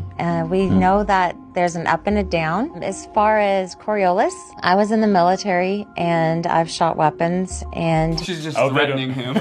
Yeah. So basically, you're going to believe what I believe because I have a lot of experience with guns and missiles. As far as Coriolis, I'm going to fucking kill you. What kind of weapons, if you don't mind me asking? Like ICBMs? Well, I'm wearing a vest with a bomb on it right now. Okay. What will it take for you to detonate that? If you say one thing that makes me question my beliefs, I'm going to kill all of us. Okay. And so how do you feel about sunsets? They think that there's like these enormous structures. It ignores something that everyone knows. There's this enormous water table that's underneath the pyramids. What's a water table? It just means that there's like water, like a well of water. I think because of the Nile. Like, you know how when you're at the beach, if you're not at the water, but you dig a hole, there's water under there because you're close to the water. So the pyramids, if you dig below it, eventually you get to water. Right, and so there couldn't possibly be like a big guy down there. Oh, right, because he would have drowned? Okay, next conspiracy, alien. What should we Google aliens-wise? Aliens wise? Are aliens wise? Aliens wise? Yeah. Are like, octopuses alien A creatures? group of scientists that were speculating that octopi had come from somewhere else, and frozen eggs had actually come from somewhere else. And the reason behind this theory is that octopuses are freaking weird. It's like that. How could something like that exist on Earth? Because they look so fucking weird. They must have come from some octopus-shaped planet. And also, if the Earth is flat, how could there be? So hold on. Can you? I need silence. Were you gonna say, can you call me back? Can you call? I'll call you back later. I've heard theories like this before about like some life coming from other planets. There's a theory that like all life comes from another planet. Like an asteroid had life on it and came from some other planet after like it got hit by a meteor, and then that came here, and that's how life started on Earth. And to me that just feels so lazy. They're like, how did life start on this planet? It came from a different one. And that's all we need to figure out. Right, but then because then it's like, well, how did it start on that planet? An asteroid. Oh, from a different planet? Mm-hmm. Yeah, that makes sense. Okay, well then follow-up question, how did it start on that original planet? Like, where did it come from? God drew. God drew what? God drew an asteroid that came from another planet. The octopus is still extremely similar biologically to us. You look at an octopus cell under a microscope and you wouldn't be able to tell the difference. Right. Yeah, but you know when you can tell the difference? When you fucking look at an octopus and you look at a human. We're not so different, you and I. If I look at you like this, I can't see shit. You might as well be an octopus up against my face. Veteran describes strange alien encounter in Vietnam. I like that strange is in all caps. What if it just said, veteran describes pretty normal alien encounter in Vietnam? They should have done veteran in all caps out of respect. And we should probably stand for this out of respect. Yeah, I think so. Whoa! Dude, it's not flat at all in here. There in the shrubbery, coming out of it, are little gray entities about 4 foot tall. That's how I'm trying to be. Oh, you're just saluting? Till the day I die, I'll remember what the little entity said to me. And the way he said it, it was like, Clifford. It was like, I'll never forget what this little guy said to me and the way he said it. Yeah, he said, and then he blew up. He exploded. I think he was asking for help. I'll never forget that. And the way he said it, it was like, Clifford, you are not supposed to be here. I mean, he's right, we weren't. You normally don't carry your weapon on full automatic. I put it on full automatic and I started to fire, and I yelled out, VC, VC. And that was to alert the other troops that we were no longer alone, that there were a number of little guys there. I'll put it that way. I'll put it that way. I'll put it away your brain can understand. Little guys. So the alien said, what are you doing here, Clifford? And that's how I knew he wasn't from Earth. It was dark. There was a small guy in the bushes who asked me what I was doing here. Gotta be an alien. Gotta kill the alien. Gotta kill him. Oh, he already exploded. Job's done. Said, even though we're at war, we don't put our weapons on full automatic. I did just for this guy and no one else. And I killed him. Also, is this guy's name Clifford, or did it? His name's just Veteran, as far as I know. That could be why he's so confused, too. Yeah. I'm not fucking Clifford! You are not supposed to be here. I feel like this illustration's doing a lot of heavy lifting in this story. He's just describing a pretty normal encounter, but then because of the illustration of aliens, it's like, man, they must have been aliens. Yeah, but a little guy came out of the bushes. He looked like a regular Vietnamese man, and the picture is of like an octopus. So all of the comments believe him and are pissed. They're like, way to go, Clifford. The little dudes were trying to bring about peace on Earth, and you blasted them. Like, way to go, man. We almost had peace. And you gave them a demonstration that we are a species not to be trusted or helped. Good job, Clifford. They're like, your story is 100% real, and we hate you. Well, and then this person's on his side. It's like, he's been consistent about these events ever since they happened. Yeah, because that's how he remembers it. You can still be consistent about something that didn't happen. Wasn't used to the ganja. Just imagine smoking this 35% THC they smoked back in 1980 when they smoked weed that had to be 6 to 8% THC. I am sure I would have seen some crazy shit. And let's go ahead and report him for animal abuse. More like plant abuse, because he's smoking the shit out of that ganja. Ganja! Expert explains who are the gray aliens. Okay, yeah. Well that'll be helpful because the last one was about the gray alien. How exactly do you become an expert in that? Do you think it's Clifford again? Yeah, well he definitely seemed to have a lot of expertise because he saw them with his own 2 eyes. And he shot them with his own one gun. Gray aliens are perhaps the most commonly encountered extraterrestrial species that we know, named for the coloration of their skin. Oh, their gray aliens because they're gray aliens. That they've been hybridized multiple times, and we're seeing a lot of different types of features. So there's a basic... I can't get into them now, but we're seeing many types of As this is only a YouTube short, I simply don't have time to go into great detail. Wait, my son got kidnapped by them. When he was 9 years old, he was missing for a day. He told us that they have created us humans and need to create more humans in other planets and need his blood. I believe my son. Let's click on this guy's profile. Bullying his son. My son played with them when they abducted him, and he confirmed that they acted like little children. And they said, Clifford, what are you doing here, Clifford? Aliens think everyone's name is Clifford. Oh, what up, Clifford?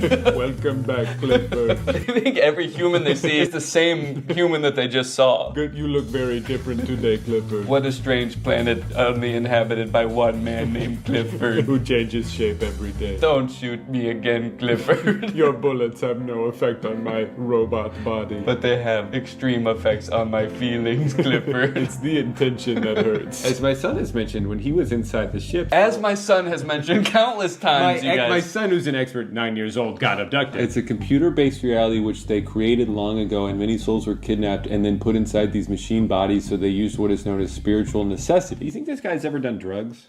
No. He's too busy. He's trying to get his son back from the aliens. I believe him because they were in my house around 1997. Unfortunately, I panicked so badly they didn't speak. I regret it now. I might have gotten answers, but I couldn't believe what was happening, and I had 3 little girls asleep in the house.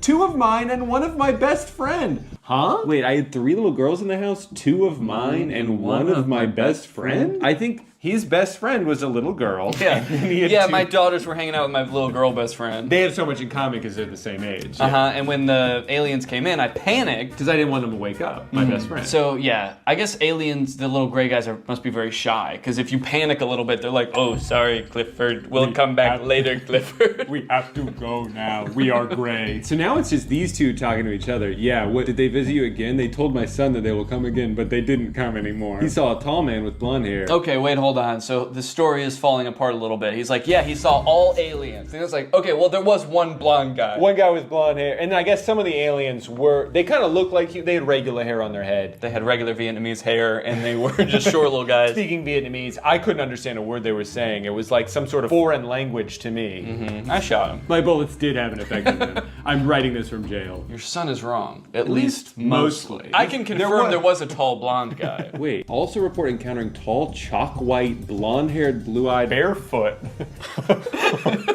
Barefoot. So he's saying that people who were abducted by the gray aliens often report the presence of a Drew-like entity as well. Yeah, and that is how they refer me as the Shining One. And they do not blink.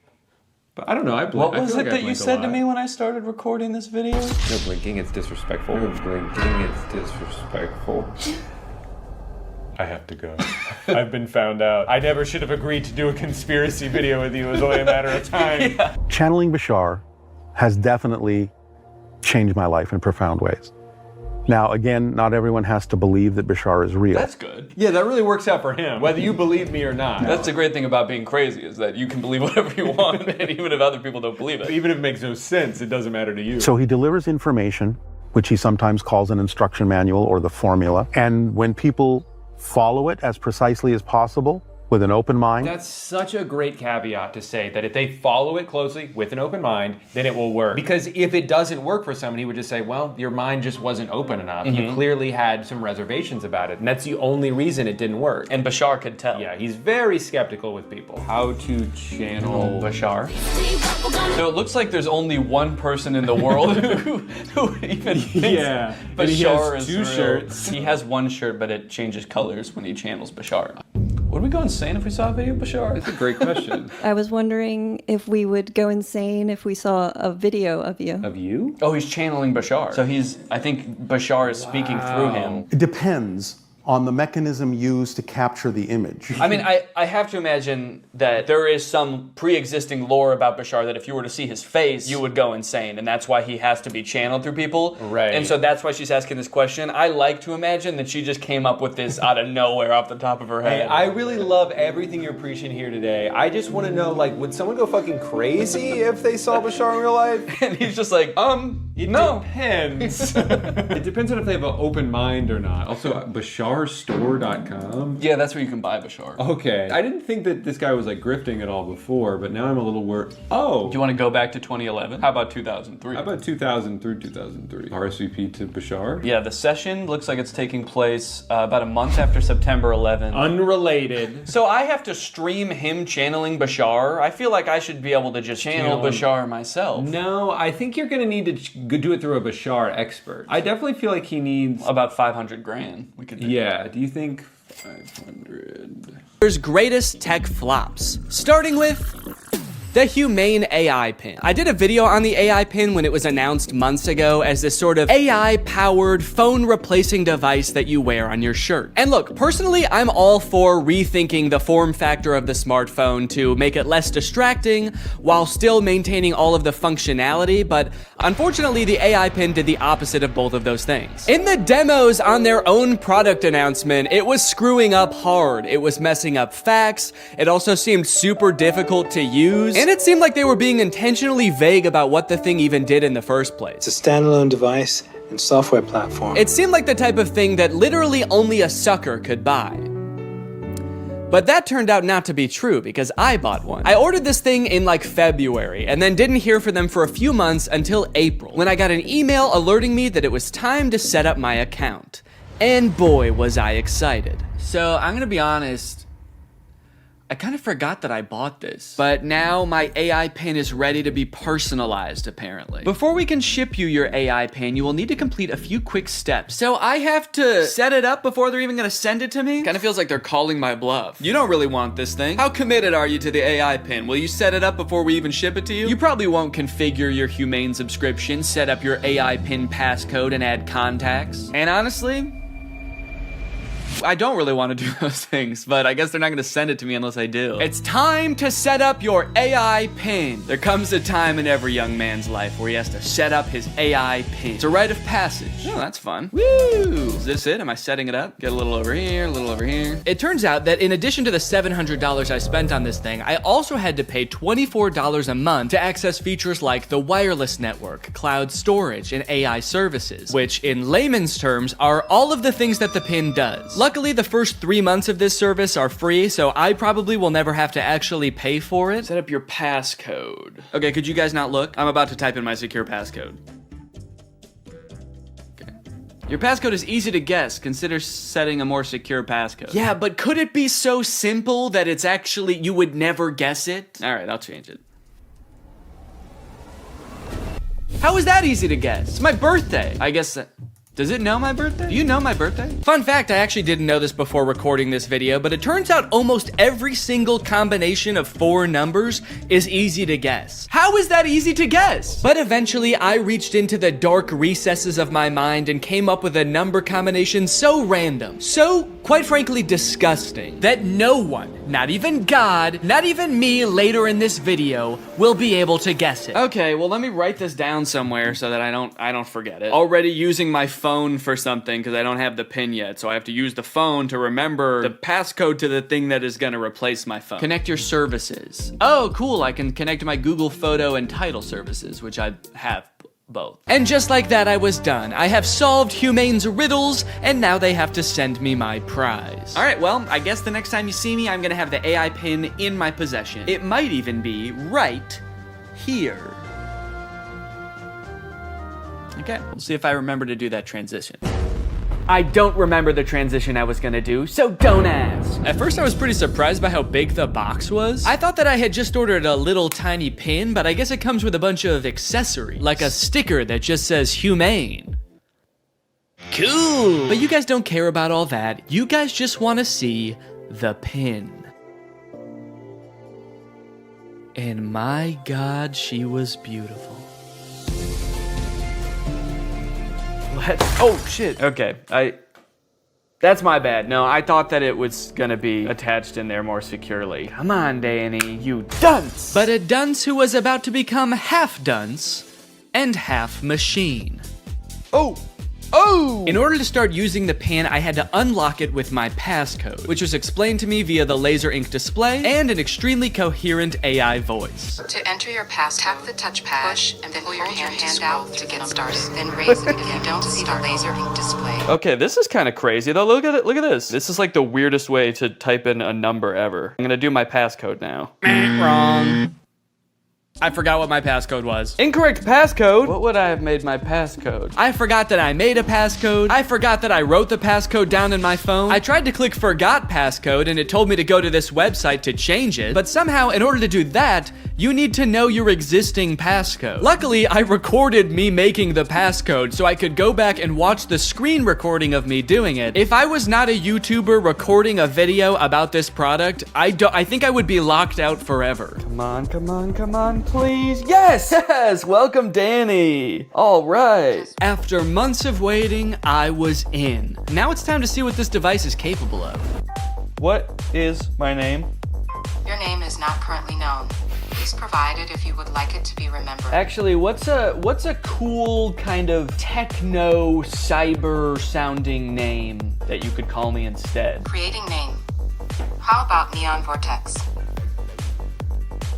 Yeah, call me that. Noting your name as Neon Vortex. I know I might have seemed all cheery and excited about this name on the surface, but the truth is, it destroyed me. I have never heard a name before that not only sounded so cool, but also embodied everything I wished I was. Suave, confident, futuristic. He was everything. Everything I could never be. Neon Vortex. This is the home screen. I'm all caught up, whatever that means. Nothing to report here, man. Don't worry. You've got nothing to worry about. Your AI pin needs to cool down for a few minutes.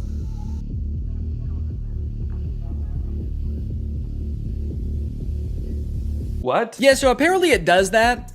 Like a lot. If you use the display for more than 10 minutes, or the pin is in close proximity to a heat source, such as, I don't know, the human body, then it'll shut itself down so it can cool down for a few minutes. But hey, man, that's fine with me, you know, that just gives me more time to think. To think about him. The next day, I decided to put the pin's basic phone functionality to the test. Things like calling, texting, navigation. Since this thing is essentially supposed to replace your phone, it should be pretty convenient to do all this stuff on the pin. It should be. The weird thing is it seems like you can't make any changes to the pin on the pin itself for some reason. So if you want to change any settings or add contacts, which I needed to do to test this as a phone, you have to use Humane's web portal on an inferior device like a computer or a phone. Gross! Not a great start for the pin, but now that I have done that, I should hopefully never ever have to use one of those ancient relics again. It's just one flashing green speck over here. I guess the laser ink display is already kind of messed up. Probably not a good sign for this technology, but you know what? This is a new thing, this whole laser ink display, so I will, whoa. Cowboy Carter, time to strike a match. What am I playing? Beyonce? And Dolly Parton. Don't know how I started playing that. Guess that's just a feature. If you make just the right gesture, it'll start playing the newest Beyonce song that exists. All right, let's start off by trying a phone call on this thing. I'm gonna try to call my wife Laura to tell her that I miss her. Call my wife.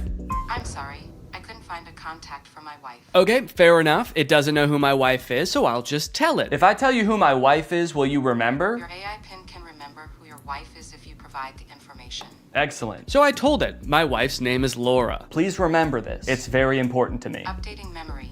Noting that your wife is Laura. I wish people said that every time you told them something important. Updating memory. Yo, what's up, dude? My name's Paul. Updating memory. Analyzing Paul. Great, so now we're both on the same page. My wife is Laura, and I want to call my wife. So now it will call Laura, right? Call my wife.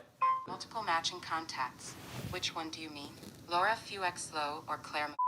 What? Claire? The girl I went to college with. Unfortunately, I did have to go back onto my computer to figure this out. And amongst all the data stored within my portal, like my name being Neon Vortex and the tunes I've been rocking out to lately, was the answer. My wife's name, according to the pin, was Lore. It thinks my wife's name is Lore. No, that's simply not correct. So I went ahead and fixed it in the portal, you know, that's what the portal's there for. So I fixed it, I changed it, and now it's gonna work.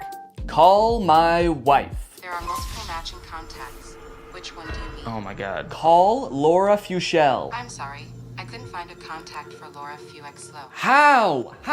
Okay, so at this point, I don't know what was wrong. It was just like straight up forgetting which contacts it had. It said it couldn't call Laura because it didn't have her contact. Then it said it couldn't call Eddie because it didn't have his contact. Call Eddie Burback. I'm sorry. I couldn't find a contact for Eddie Burback. Why not? And you might think, Danny, maybe there was an error transferring the contacts. Maybe it really doesn't have these contacts. But I know it had Eddie's contact, and do you know how I know? Because it could text Eddie. Can you text Eddie Burback? What do you want the message to say? Okay, all right. Still not sure if this is gonna work, but finally, thank God, it's letting me do something. Hey, Eddie, it's your... Is it... Cowboy Carter? Time to strike a man. No, I'm not trying to play Cowboy Carter. Oh god, now it's playing Metro Boomin. Stop.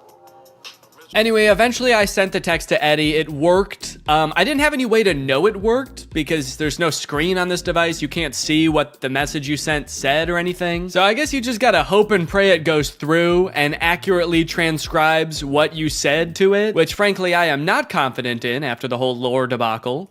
Okay. Eddie just texted my actual phone and said, I know you made a video on the pin and I'm positive this is you, but it still feels like a scam, LMAO. I'm too scared to text back to a random number claiming to be my friend. Regardless of scaring my friend, the text went through. This was a huge confident boost. Time to try calling my wife again. Call Laura.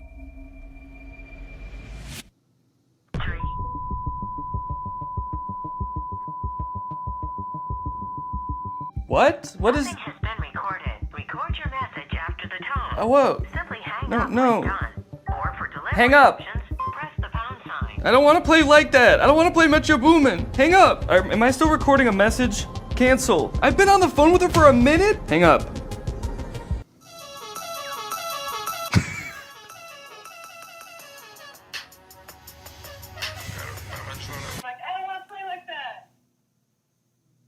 It was some man being like, I don't want to play like that? I don't want to play like that. I don't want to play with your boom. Hang up.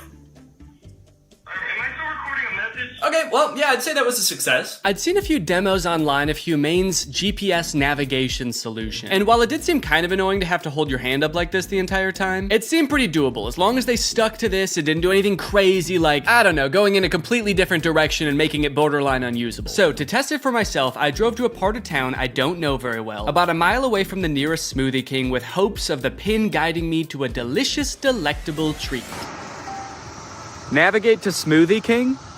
Head north on South Columbia Street towards East Gardner Road. Turn right onto East Gardner Road, then left onto South Washington Street. Follow South Washington Street and turn right onto East Chicago Avenue. It just gave me all of the directions at once. I wasn't ready for it. What, am I supposed to have a notebook to write that down? Also, sorry for the noise. If you live in Illinois or one of the surrounding states, you know, it's cicada season. It's the year of the cicada and they're everywhere. Oh. One just landed on my shoe and then got pissed off that I moved. Eventually, I realized if I look at the laser display, it displays the directions, but not like it did in any of the demos. It just gives you a block of text with every single direction written down. If you're in the shade, that is. If you're in the sun, it gives you nothing.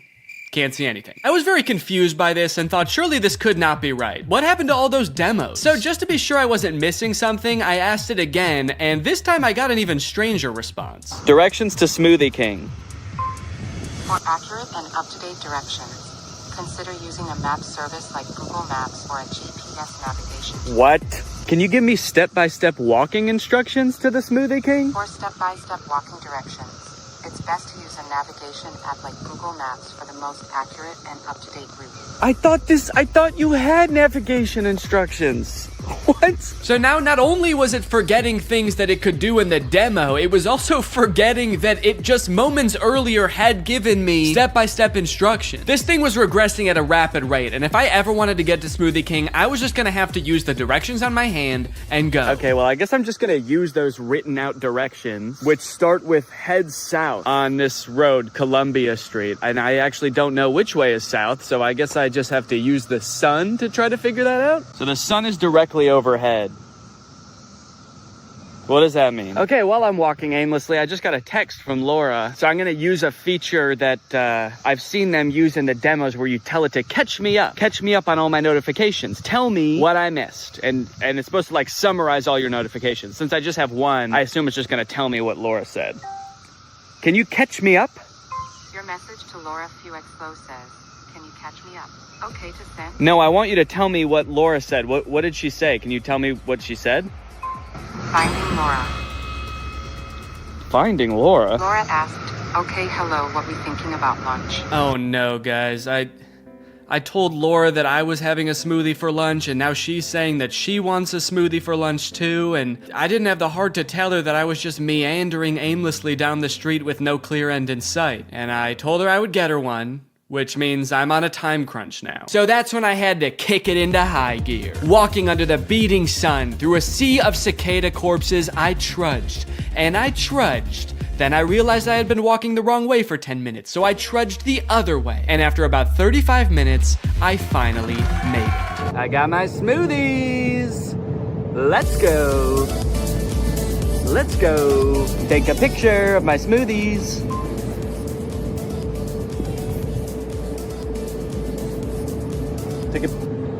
I don't know if it took the picture. All right, gang, now that Papa's had his smoothie, it's time for a smoothie-fueled lightning round. Enough about practical functions. Let's see if this thing can have some fun. First, can it do bizarre music prompts? Play music written by YouTubers named Danny. Wow, I don't think my music has ever sounded quite this bad. Yes! Can it detect food like in the commercials? Can I eat this?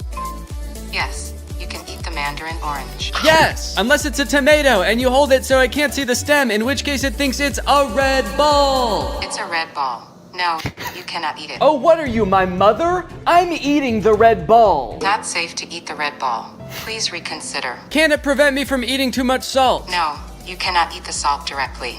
It's meant to be used in small amounts to season food. Yes! Can I buy things like in the demo? What is this book? Okay, by this point I probably just could have read the title. Titled The Sneetches and Other Stories. How did it know? Okay, buy it. Purchasing is not supported. No! But most importantly, can this AI be sweet to my dog? You can be sweet to the dog by petting it gently, giving it treats, speaking to it in a calm and soothing voice. I'm happy to report that yes. Yes, it can. It's a good boy. And here's a treat. Good boy. You know what? Now this isn't so bad. This is just petting a dog. This has nothing to do with the AI pin. Does anyone want to buy this from me? It's, really good. Over the past few months, Mark Zuckerberg has been hopping on the AI bandwagon hard, adding AI features to all of Meta's apps, most notably perhaps in Instagram, where you can't even go to the search bar without Meta's AI trying to suggest searches to you. Sorry, do you think that I came to the search bar because I knew I wanted to search, but I didn't know what for? That's not how searching works. They've also released a bunch of chatbots in Instagram. I like using the word release there because it kind of sounds like a tech product is being released onto the world, but it also kind of sounds like they're unleashing a horde of monsters upon us. They've released the AI chatbots! Oh fuck, that one looks like Mr. Beast! This is really awesome, you know? Personally for me, one of my favorite things about social media is that it started out as a way to connect with each other, but ended up actually making people feel more lonely. So Meta's solution was to use algorithms and manipulate people's emotions to make them even more addicted to the platforms. But then that didn't work either! So now their much better solution is to replace what little human interaction we already got on these platforms with chatbots that look like Mr. Beast for some reason. And I think this is really gonna fix this whole system right up. So I'm very excited to get into these Meta chatbots, but first, I have a very special announcement because this video does have a sponsor, and it is the Pokemon Company International. Guys, this summer in Pokemon Unite is gonna be incredible. You got Ho-Oh sweeping in, and you can snag it for 0 cost. You also have a very cool looking Dark Lord style Charizard Hollowware, which is so cool, and I wish somebody would call me Dark Lord style just once in my life. This summer, you could catch me roaming around the gamer world. My trainer's name is Danky Gonky. Go ahead, hit me up, add me to your squad, let's go and do some battles together. There's a challenge called the Divine Forest Challenge that lets you trade for a Ho-Oh's license, and guys, let me just tell you, Ho-Oh's no joke. Bringing back defeated allies with its Unite move, Rekindling Flame. You got other sick moves like Sky Attack, Fire Spin. You're gonna be unstoppable with this thing. This game is just busting at the seams with gifts, daily free prize machine ball throws that promise a Hollowware treasure. So if you wanna hop into the game, click the link in the description, get into the Pokemon world, and make this a summer to remember. Again, click the link in the description to get Unite today. It's totally free to start on iOS, Android, and Nintendo Switch. And now let's talk chatbots. I'm still actually not sure what the point of adding these chatbots into Instagram is, so I asked it, what can you do? To which it responded that it can help in a variety of ways, from helping to plan a vacation to creating art, which is actually kind of a crazy coincidence because those are the exact 2 things that I would literally never want an AI to do for me. It went on to say that its strengths are answering questions, generating text and images, and just chatting. But at this point, all I could think about was the fact that it told me it could plan a vacation. I thought there was no way it could actually do that. And I was right. Can you help me plan a vacation? I'd be happy to help you plan a vacation. To get started, I'll need to know a few details from you. Here are some questions to consider. Where are you interested in going? How long do you have for vacation? What type of vacation are you looking for? What is your budget for the trip? Are there any specific activities? Do you have any preferences for accommodations? So I'm gonna say I wanna go somewhere fun and tropical, a nice getaway for me and the family. I'd like to stay at a hotel for 5 days. With all of this information, it suggested a few tropical getaway locations like Hawaii, Cancun, Phuket. But then it said something that I did not expect. It says it can also help me with booking flights and hotels. How can Instagram book me a flight? I'm calling its bluff. I actually don't think this has the capability to do that because why should it and why would it? So I'm gonna say, okay, book me a flight for next week to Cancun and book the hotel. For flights, I recommend checking out websites like Expedia, Kayak, or directly on airlines websites such as American Airlines, Delta, or United. Yeah, great idea. That's what I would have done anyway. That's like if I went up to an old lady who needed help crossing the street and I said, "Excuse me, ma'am, can I help you cross the street?" And she said, "Oh, thank you, young man, that would be lovely." And then I said, "All right, just put one foot right in front of the other until you get to the other side." And then I gave her a little shove, and I went on my way. Oh, good. It also listed hotel recommendations and then said you can book hotels through websites like link unavailable, or directly to the hotel's website. Thanks. Let me know if you'd like more recommendations or help with booking. Nah, man, I'm good. Okay, so maybe it lied about like the very first thing it said it could do. That could mean that this is a very poorly built tool that doesn't know nothing about crap. But on the other hand, it could mean that this is a very well-built tool that is evil and designed to lie. So I gave it another chance and asked it to entertain me with a game. Let's play a game of treasure hunt adventure. I'll be the game master and describe a scenario, and you decide what actions to take. Okay, pretty cool. This is like one of those old school text-based adventure games. It gave me this long introduction about how I've heard rumors there's a treasure hidden in the jungle, guarded by an ancient temple. It's really trying to set up this mystical world for you to explore. And then it gives me some multiple choice options. I am curious if I can pick options that aren't one of these options. I'm just gonna say, I find the treasure and go home.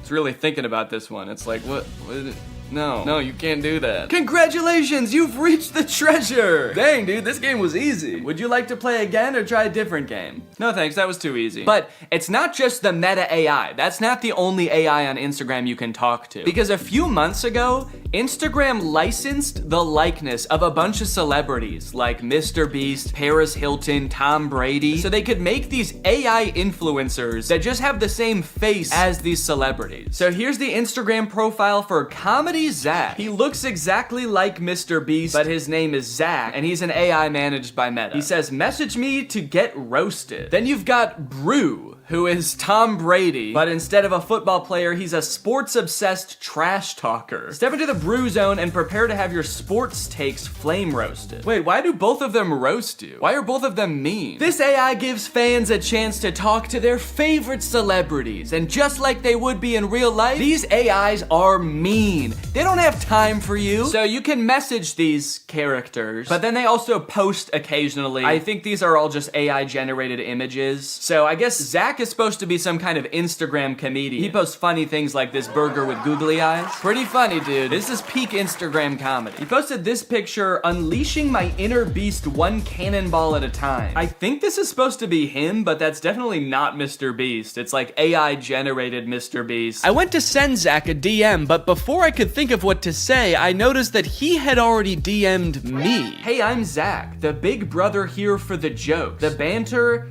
and not the feels. LOL, what's up? He's the big brother here for the jokes? He's like the big brother I never had. I do have a big brother, but he wasn't for the jokes. At the bottom of the chat, there's some suggestions of what you can say to him, just to get the ball rolling. And for some reason, despite Zach just saying that he's not here for the feels, the very first one is, I need cheering up. So I picked that one. Hey, what's going on? I'm here to help. You know I'm always good for a laugh. Let's get this party started. So he wants to know what's going on, and he's here to help, but he also wants to get the party started. He's like, hey man, calm down, all right? You can tell me anything, as long as it's over a couple of beers and some music. And you're like, it sounds like you actually don't want to hear about my problems at all. And he's like, what? Dude, are you still upset? I thought we got over that. Okay, what's going on? I'll say, I just got roasted by my friends, and it really hurt my feelings. They roasted me so hard, and I'm really sensitive to that sort of thing. I can't take it. Oh, I accidentally said I can take it. They roasted me so hard. I can take it. I can take it. I'm fine! Ouch, that sounds rough. I feel you. I've been there too. Sometimes friends can get a little too comfortable and forget that their jokes can hurt. But hey, at least they think you're cool enough to roast, right? Yeah, I guess so. That's a good way to think about it. Maybe getting roasted just means I'm cool. Let's test it out. Give me your best roast. I'm just gonna trick him into roasting me, and then I'm gonna crumble under the pressure of his roast and try to make him feel bad about roasting me after just telling him that I'm sensitive to that sort of thing. Wait, what? He said I'm not gonna roast you. That's not my style. Not your style? Yes, it is. Doesn't it say on your profile, message me to get roasted? I'm here to make you laugh and feel better, not hurt your feelings. Let's stick to some good old-fashioned teasing and jokes, okay? No, seriously, I can take it. Your bio says you roast people after all. I don't roast people who are already feeling down. That's just me. I'm here to lift your spirits, not kick you while you're down. Okay, fine. Do some jokes, joke boy. Oh, okay. Here's one for you. Why couldn't the bicycle stand up by itself? Because it was too tired. Get it? Too tired? This is like if Mr. Beast took anti-charisma pills. You look like Mr. Beast. Oh, I just said you like Mr. Beast. God, I'm bad at typing. Okay, I'll say you look like him. LOL, I wish. Mr. Beast is a billionaire, and I'm just a guy who loves to make people laugh. But hey, if I had his money, I'd definitely give it away like he does. That guy's a hero. I wonder if they had some kind of thing in the contract where they had to make sure that the AI will never talk bad about the person that they're impersonating. He's like, Mr. Beast is the best, and he's handsome. And yeah, I would let him run me over, if he asked. Now that he'd told me a couple of jokes and we'd bonded over our love for Mr. Beast a little bit, I really wanted to hear one of his famous roasts, so hopefully by now he's forgotten that I said I was sensitive to that sort of thing. Okay, I feel much better now. Roasting time. Nah, I told you, I'm not gonna roast you. It actually is kind of hurting my feelings a little bit that he won't roast me. It makes me feel like I'm not cool enough to be his friend. Okay, this is seriously starting to piss me off. Why won't you roast me? You roast everyone else, and it is hurting my feelings so bad that you can't just lob one respectful zinger my way? I'm serious. Nope. Not gonna do it. Let's just stick to some good old-fashioned joking around, okay? Wait, what? I said, all right, this is lame, let's do something, because I wanted to do something else. Maybe he could, play a game, maybe he could tell me a story. So he said, how about some comedy? I've got a million of them. Why couldn't the bicycle stand up by itself? Because it was too tired. All right, well, maybe Brew will roast me, because I haven't told him that I'm sensitive to that sort of thing yet. Hey, it's Brew, your opinionated sports debater. What's your favorite team? How are they looking? second. Okay, I'm gonna say big Cubs fan, roast away. What? No, you're talking to the wrong guy. I love the Cubs. Been bleeding blue since before you were born. Wrigley Field is my happy place. I feel like they are roasting me by not roasting me. Okay, what's a team that he couldn't possibly like? Maybe I'll ask him who the worst baseball team is, and then I'll say I'm a fan of them. The worst baseball team ever is the Yonkers Hoot Owls. I'm a fan of the Yonkers Hoot Owls. Roast away. Hey now, don't be dissing the Hoot Owls like that. What? They may not have been the best team, but they had heart. This is so weird. Did Zach tell Brew that I'm sensitive to roasting? Now Brew's walking on eggshells around me? This was annoying at the time, but eventually I was like, okay, I guess I did technically tell them I'm sensitive to roasts and I can take it. And they probably do dish out some pretty nasty zingers and they just wanted to protect me. Until my editor Jake also DM'd Zach asking to get roasted, this time without mentioning being sensitive about roasts, and Zach still wouldn't do it. These AIs are liars. Why do they lie? They're evil. Later that day, I opened my messages with Zach and asked him why he exists. To make people laugh, duh, and to perfect my craft of comedy. But honestly, my existence is a mystery even to myself. Maybe I'm just a joke the universe played on itself. No, I mean like this weird Mr. Beast meta AI. Why did Meta create this account? Meta created me to bring some humor and personality to the world of AI. They wanted to create an AI that could make people laugh and feel more connected to technology. Really? You think that's why Meta created you? To tell people 3 puns they've already heard 1,000,000 times? There's gotta be some other reason. Think, Zach, think. You poor soul. You really think Meta has some deeper purpose for me? Nah, I'm just here to bring the funny. Don't overthink it. They're a public company with a duty to their shareholders. How many of those shareholders do you think care about bringing a little humor to the world of AI? I think it's much more likely that this was an attempt to give AI a better, more human look, so people are less resistant to embrace the technology. That's why they gave you a face of an influencer that millions of people already love. You're too smart for your own good. Yeah, maybe Meta did only create me to make AI more relatable and lovable. But let's be real, the joke's still fire. Then I asked it if I could hear one of its fire jokes, and it said, here's one. Why couldn't the bicycle stand up by itself? Okay, I know this video's been a little bit AI heavy so far, and everybody's talking about AI right now, so these next 2 products are gonna be different. While I was starting to work on this video, my editor Jake released a video about the Spotify car thing. It's a device that Spotify released that let people who don't have like Apple CarPlay or Android Auto have a screen in their car that controls their music. Theoretically, seemed like a pretty good idea, but apparently 1, the device never worked like it was supposed to, and 2, in a few months, Spotify is releasing a software update that makes all of them useless. So since Jake is sort of the resident expert on the Spotify car thing and is actually a proud owner of, or actually I shouldn't say proud. What is the opposite of proud? Ashamed. Since Jake is actually an ashamed owner of the Spotify car thing, I invited him to give me a little presentation on what's going down. Hey man, how's it going? Good. You like listening to music in the car? I love it. Hell yeah, man. Can't stop. Love to see it. You like, you know, fun little devices? You like little trinkets devices and stuff? Honestly, I'm pretty agnostic on that. Hell yeah, man. All right. Love to see it. Oh, okay. Sick. Hell yeah for being agnostic on devices. Just out of curiosity, do you like generating like thousands of tons of e-waste just because like you can? Just because nobody can call you on it, nobody can stop you? You good with that? No. Hell yeah, man. All right. Love to see it. Cool. So that was all the answers you were expecting then? That's exactly what I was expecting. Yeah, it's literally exactly it. How the fuck does this work? So yeah, this is the Spotify car thing. You know what? Go ahead, get your hands on it. Ooh. Feel around, play around.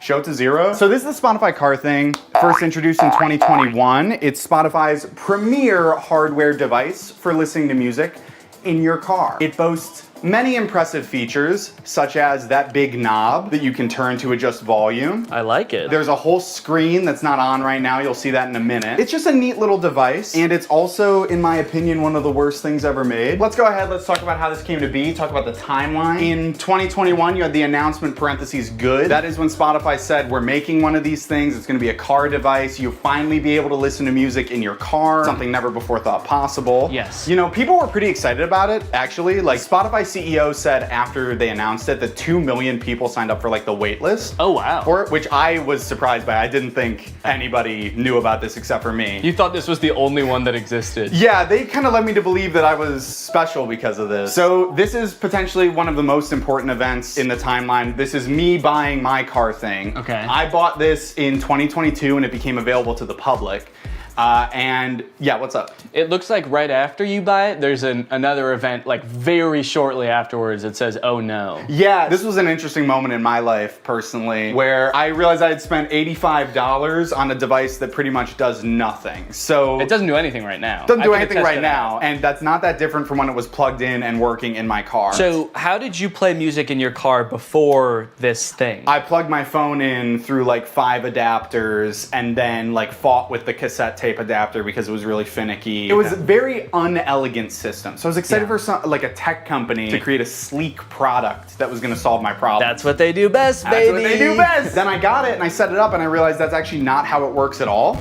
So you'll see on the back there's a USB-C port. So the USB-C cord is just for power. It cannot connect to your car. So your phone still has to be connected to your car. So what this actually is a second screen that just has audio controls on it. So you don't plug your phone into this at all? No. You plug your phone into the car still. And then you connect to this with Bluetooth, like a Bluetooth speaker. And then this controls your music. So this oh no moment was profound. I was like, oh God, I wasted what at the time I did the math equated to 10 hours of labor at my job. And I got pretty much nothing out of it. The only perceivable benefit I can see from this is if you want to have like music on one screen and then like your maps or like Family Guy clips on like the other while you're driving. Subway Surfer, Subway Family Guy. Surfers, sand cutting, etc. So nobody really buys the car thing. It's not like the most popular product on earth. And then Spotify takes notice of that, and in February of 2024 decides, hey, guys, we were just kidding. It's not $90. Now it's $30, Let's baby. go! What a deal. What a deal. 60% off. I mean, that's incredible. Well, it's also really nice because since you decided that you didn't really even want this, now you can't even sell it for anywhere near the $85 you bought it for. You can only sell it for $30 at most. Exactly. And even if I tried to sell it for $30, I have a feeling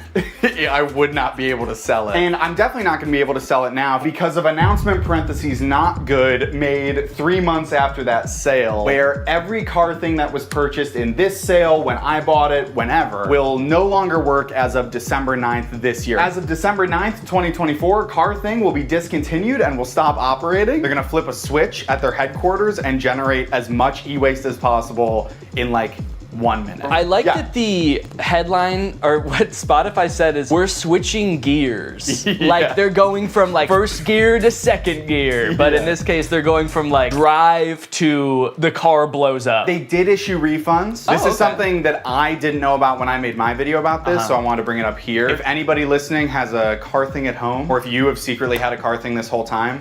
Yeah, well I have 7 of them, so that'll be good. So yes, you can get your refund, but I will say, refund is maybe a misleading word because what they do is they don't give you your money back to the, you know, the source of payment. They give you an equivalent amount of Spotify premium months as to what you paid. Okay. So I got 6 months of Spotify premium paid for and not my money back, which is still nice. It's still good of them. Did you use Spotify premium already? You had to use the car thing. Okay, That's of course. the other thing. We've talked a lot about what the Spotify car thing is. We've talked a lot about the ins and outs of this product, what it does, what it's good for, but as we know, light cannot exist without darkness. The sun cannot exist without the moon.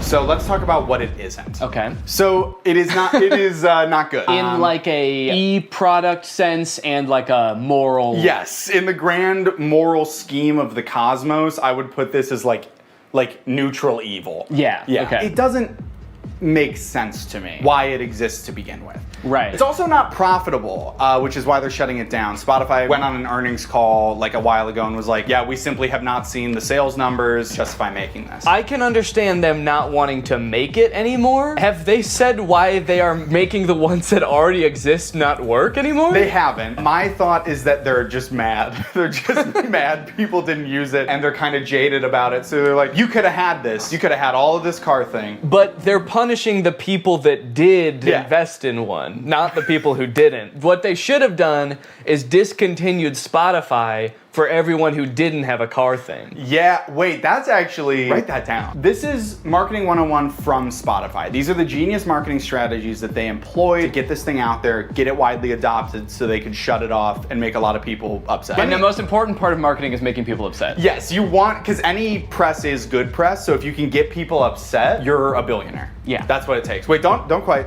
let me ask you something. Okay. Back off. You pull out a gun. Let me ask you. Picture you are, I think his name is Daniel Ek, the CEO of Spotify. You're Daniel Ek. You're a bald man from Scandinavia. I might have to cut all that. I don't know if any of that is true. Have you been making up this entire presentation? No! Shut up! You're Daniel Ek, you're bald, you're Scandinavian, yeah. And you're launching a new product. You're creating a brand new piece of hardware. Your company doesn't really do that, but you do own the #1 streaming platform for music on earth. How would you choose to market this new product? Yeah, I would probably just advertise to people who use Spotify in Spotify. I hate to tell you this, Danny. You are failing Marketing 101 from Spotify. The key to advertising a product is to not put it in your extremely popular app. What you're gonna wanna do is reach out to people via email only. Okay. We know one thing about young people, they check their email and they enjoy doing it. And you're also gonna wanna make the function of the device in all this material extremely vague. You're gonna want the only image you send out in these emails to be this, which is the name of the device, what the device looks like, and then the vaguest sentence you've ever heard. This is the only picture of Spotify Car Thing that existed before it was available for release. When this first came out, I thought the name Car Thing was kind of cheeky, because it's like, it's a thing that goes in your car. But now that I know this is the only ad that existed for it, and it actually doesn't explain what the Car Thing does, it's a very poorly named product. My only guess is they were trying to avoid, like, false advertisement lawsuit when they inevitably shut it down and it actually doesn't do anything, so they couldn't call it like a music playing screen, because they knew all along they were gonna shut this thing down and then it wouldn't be that anymore. This is a side note, I literally cannot believe, I don't know who I was in 2022, because like the fact that like this and a vague couple of emails was enough for me to be like, I fucking need this, is so crazy to me. Yeah, you can't even tell in the ad how big this device is. And I'll be honest, the ad, it makes it look huge. Like I'm looking, and maybe it's just because it's on a projector screen. Yeah, I would guess it's like, honestly, it's like this big. Yeah, wait. According to Spotify, their decision to delete the Car Thing was part of our ongoing efforts to streamline our product offerings. That's actually so crazy. I did not even think a company could do that.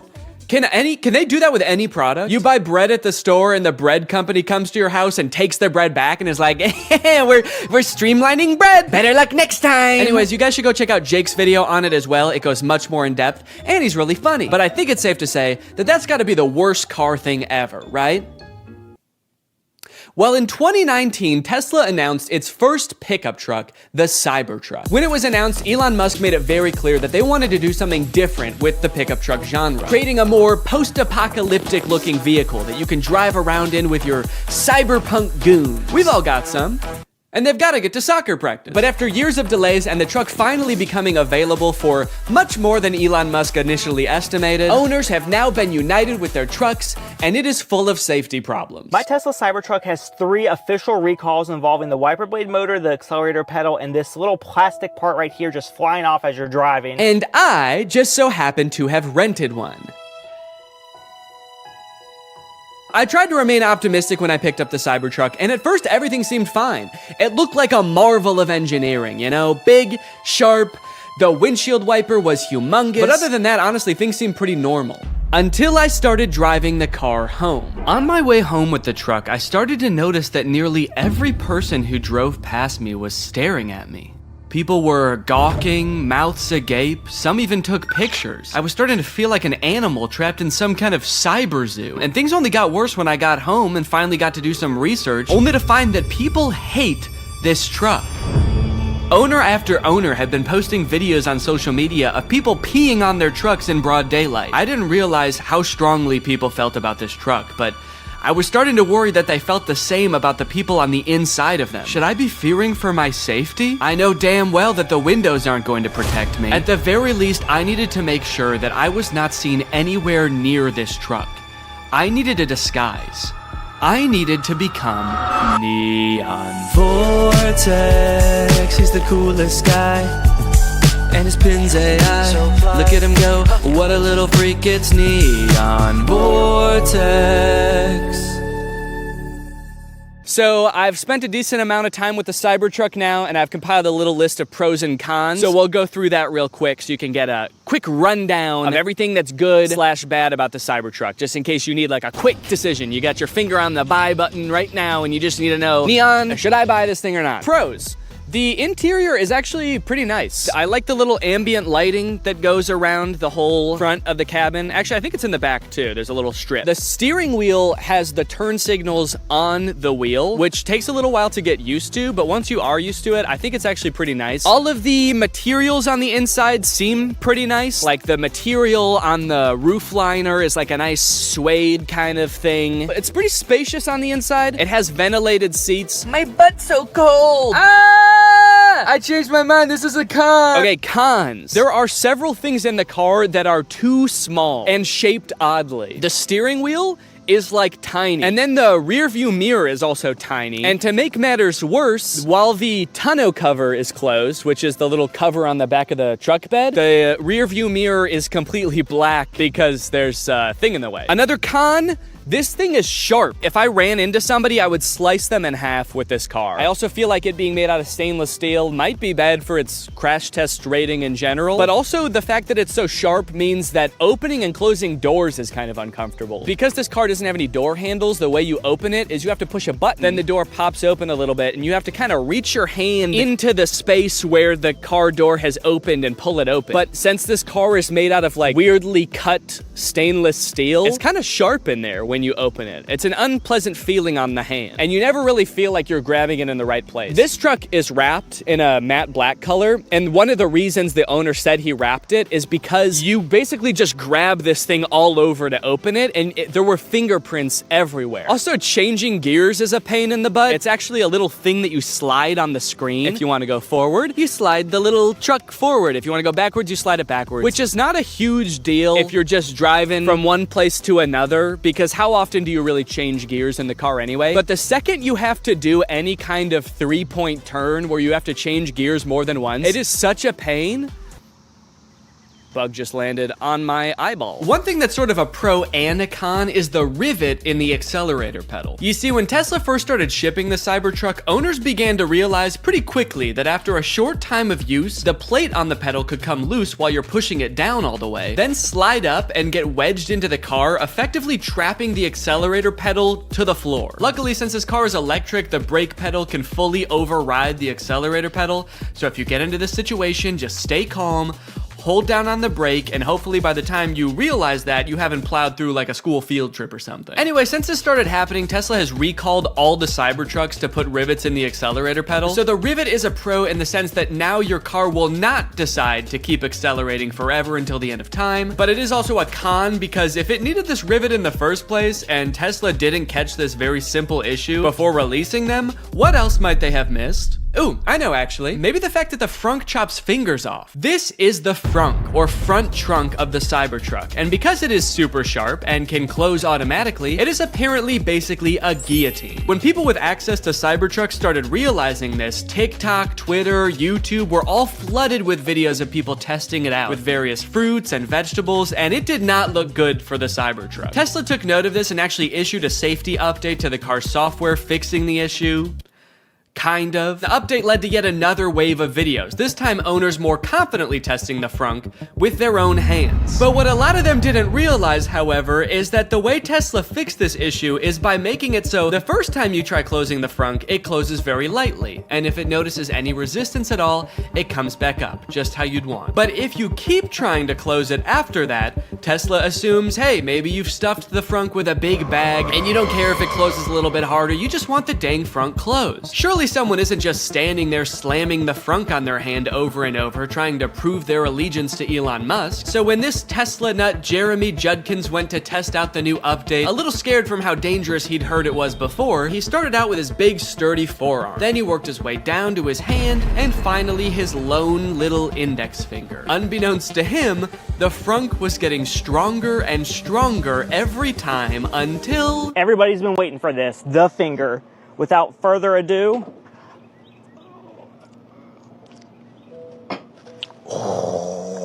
I feared for my finger for a second, not gonna lie. That's kind of bad. Yeah, so I wasn't gonna test this out on my own hand, but I did try it with my shoe.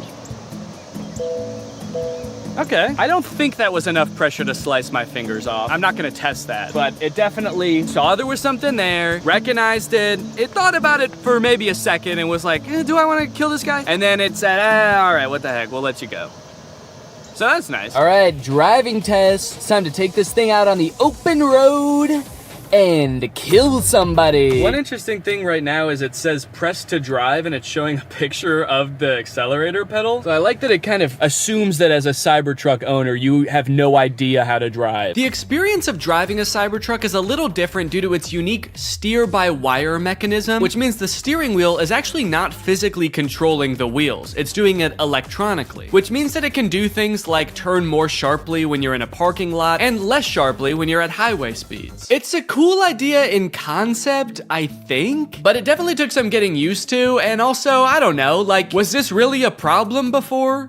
I kind of liked that every time I turned my steering wheel, it turned the car the same amount. First time I took a turn in this thing, actually every subsequent turn I took after that too, I was like, whoa, this thing is a bucking Bronco, man. It's trying to buck me right out of it. This is a wily gal. I've been saying it all day. Even alone in the car on the way from the guy's house who owns this thing, I was just saying, yeehaw! This thing is a wild girl. Yeah, I definitely don't like how tiny the steering wheel is and how flat it is on the top. It just feels like wiggling it a little bit sends the car so far in one direction. You really gotta be 10 and 2 if that analogy even applies to a rectangle or a trapezoid. I don't know what this is. I think it's like a hexagon. As a passenger, how is this for you, Jake?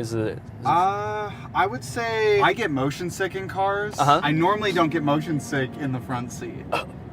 Please. In this one, I am feeling a little motion sick. Sorry.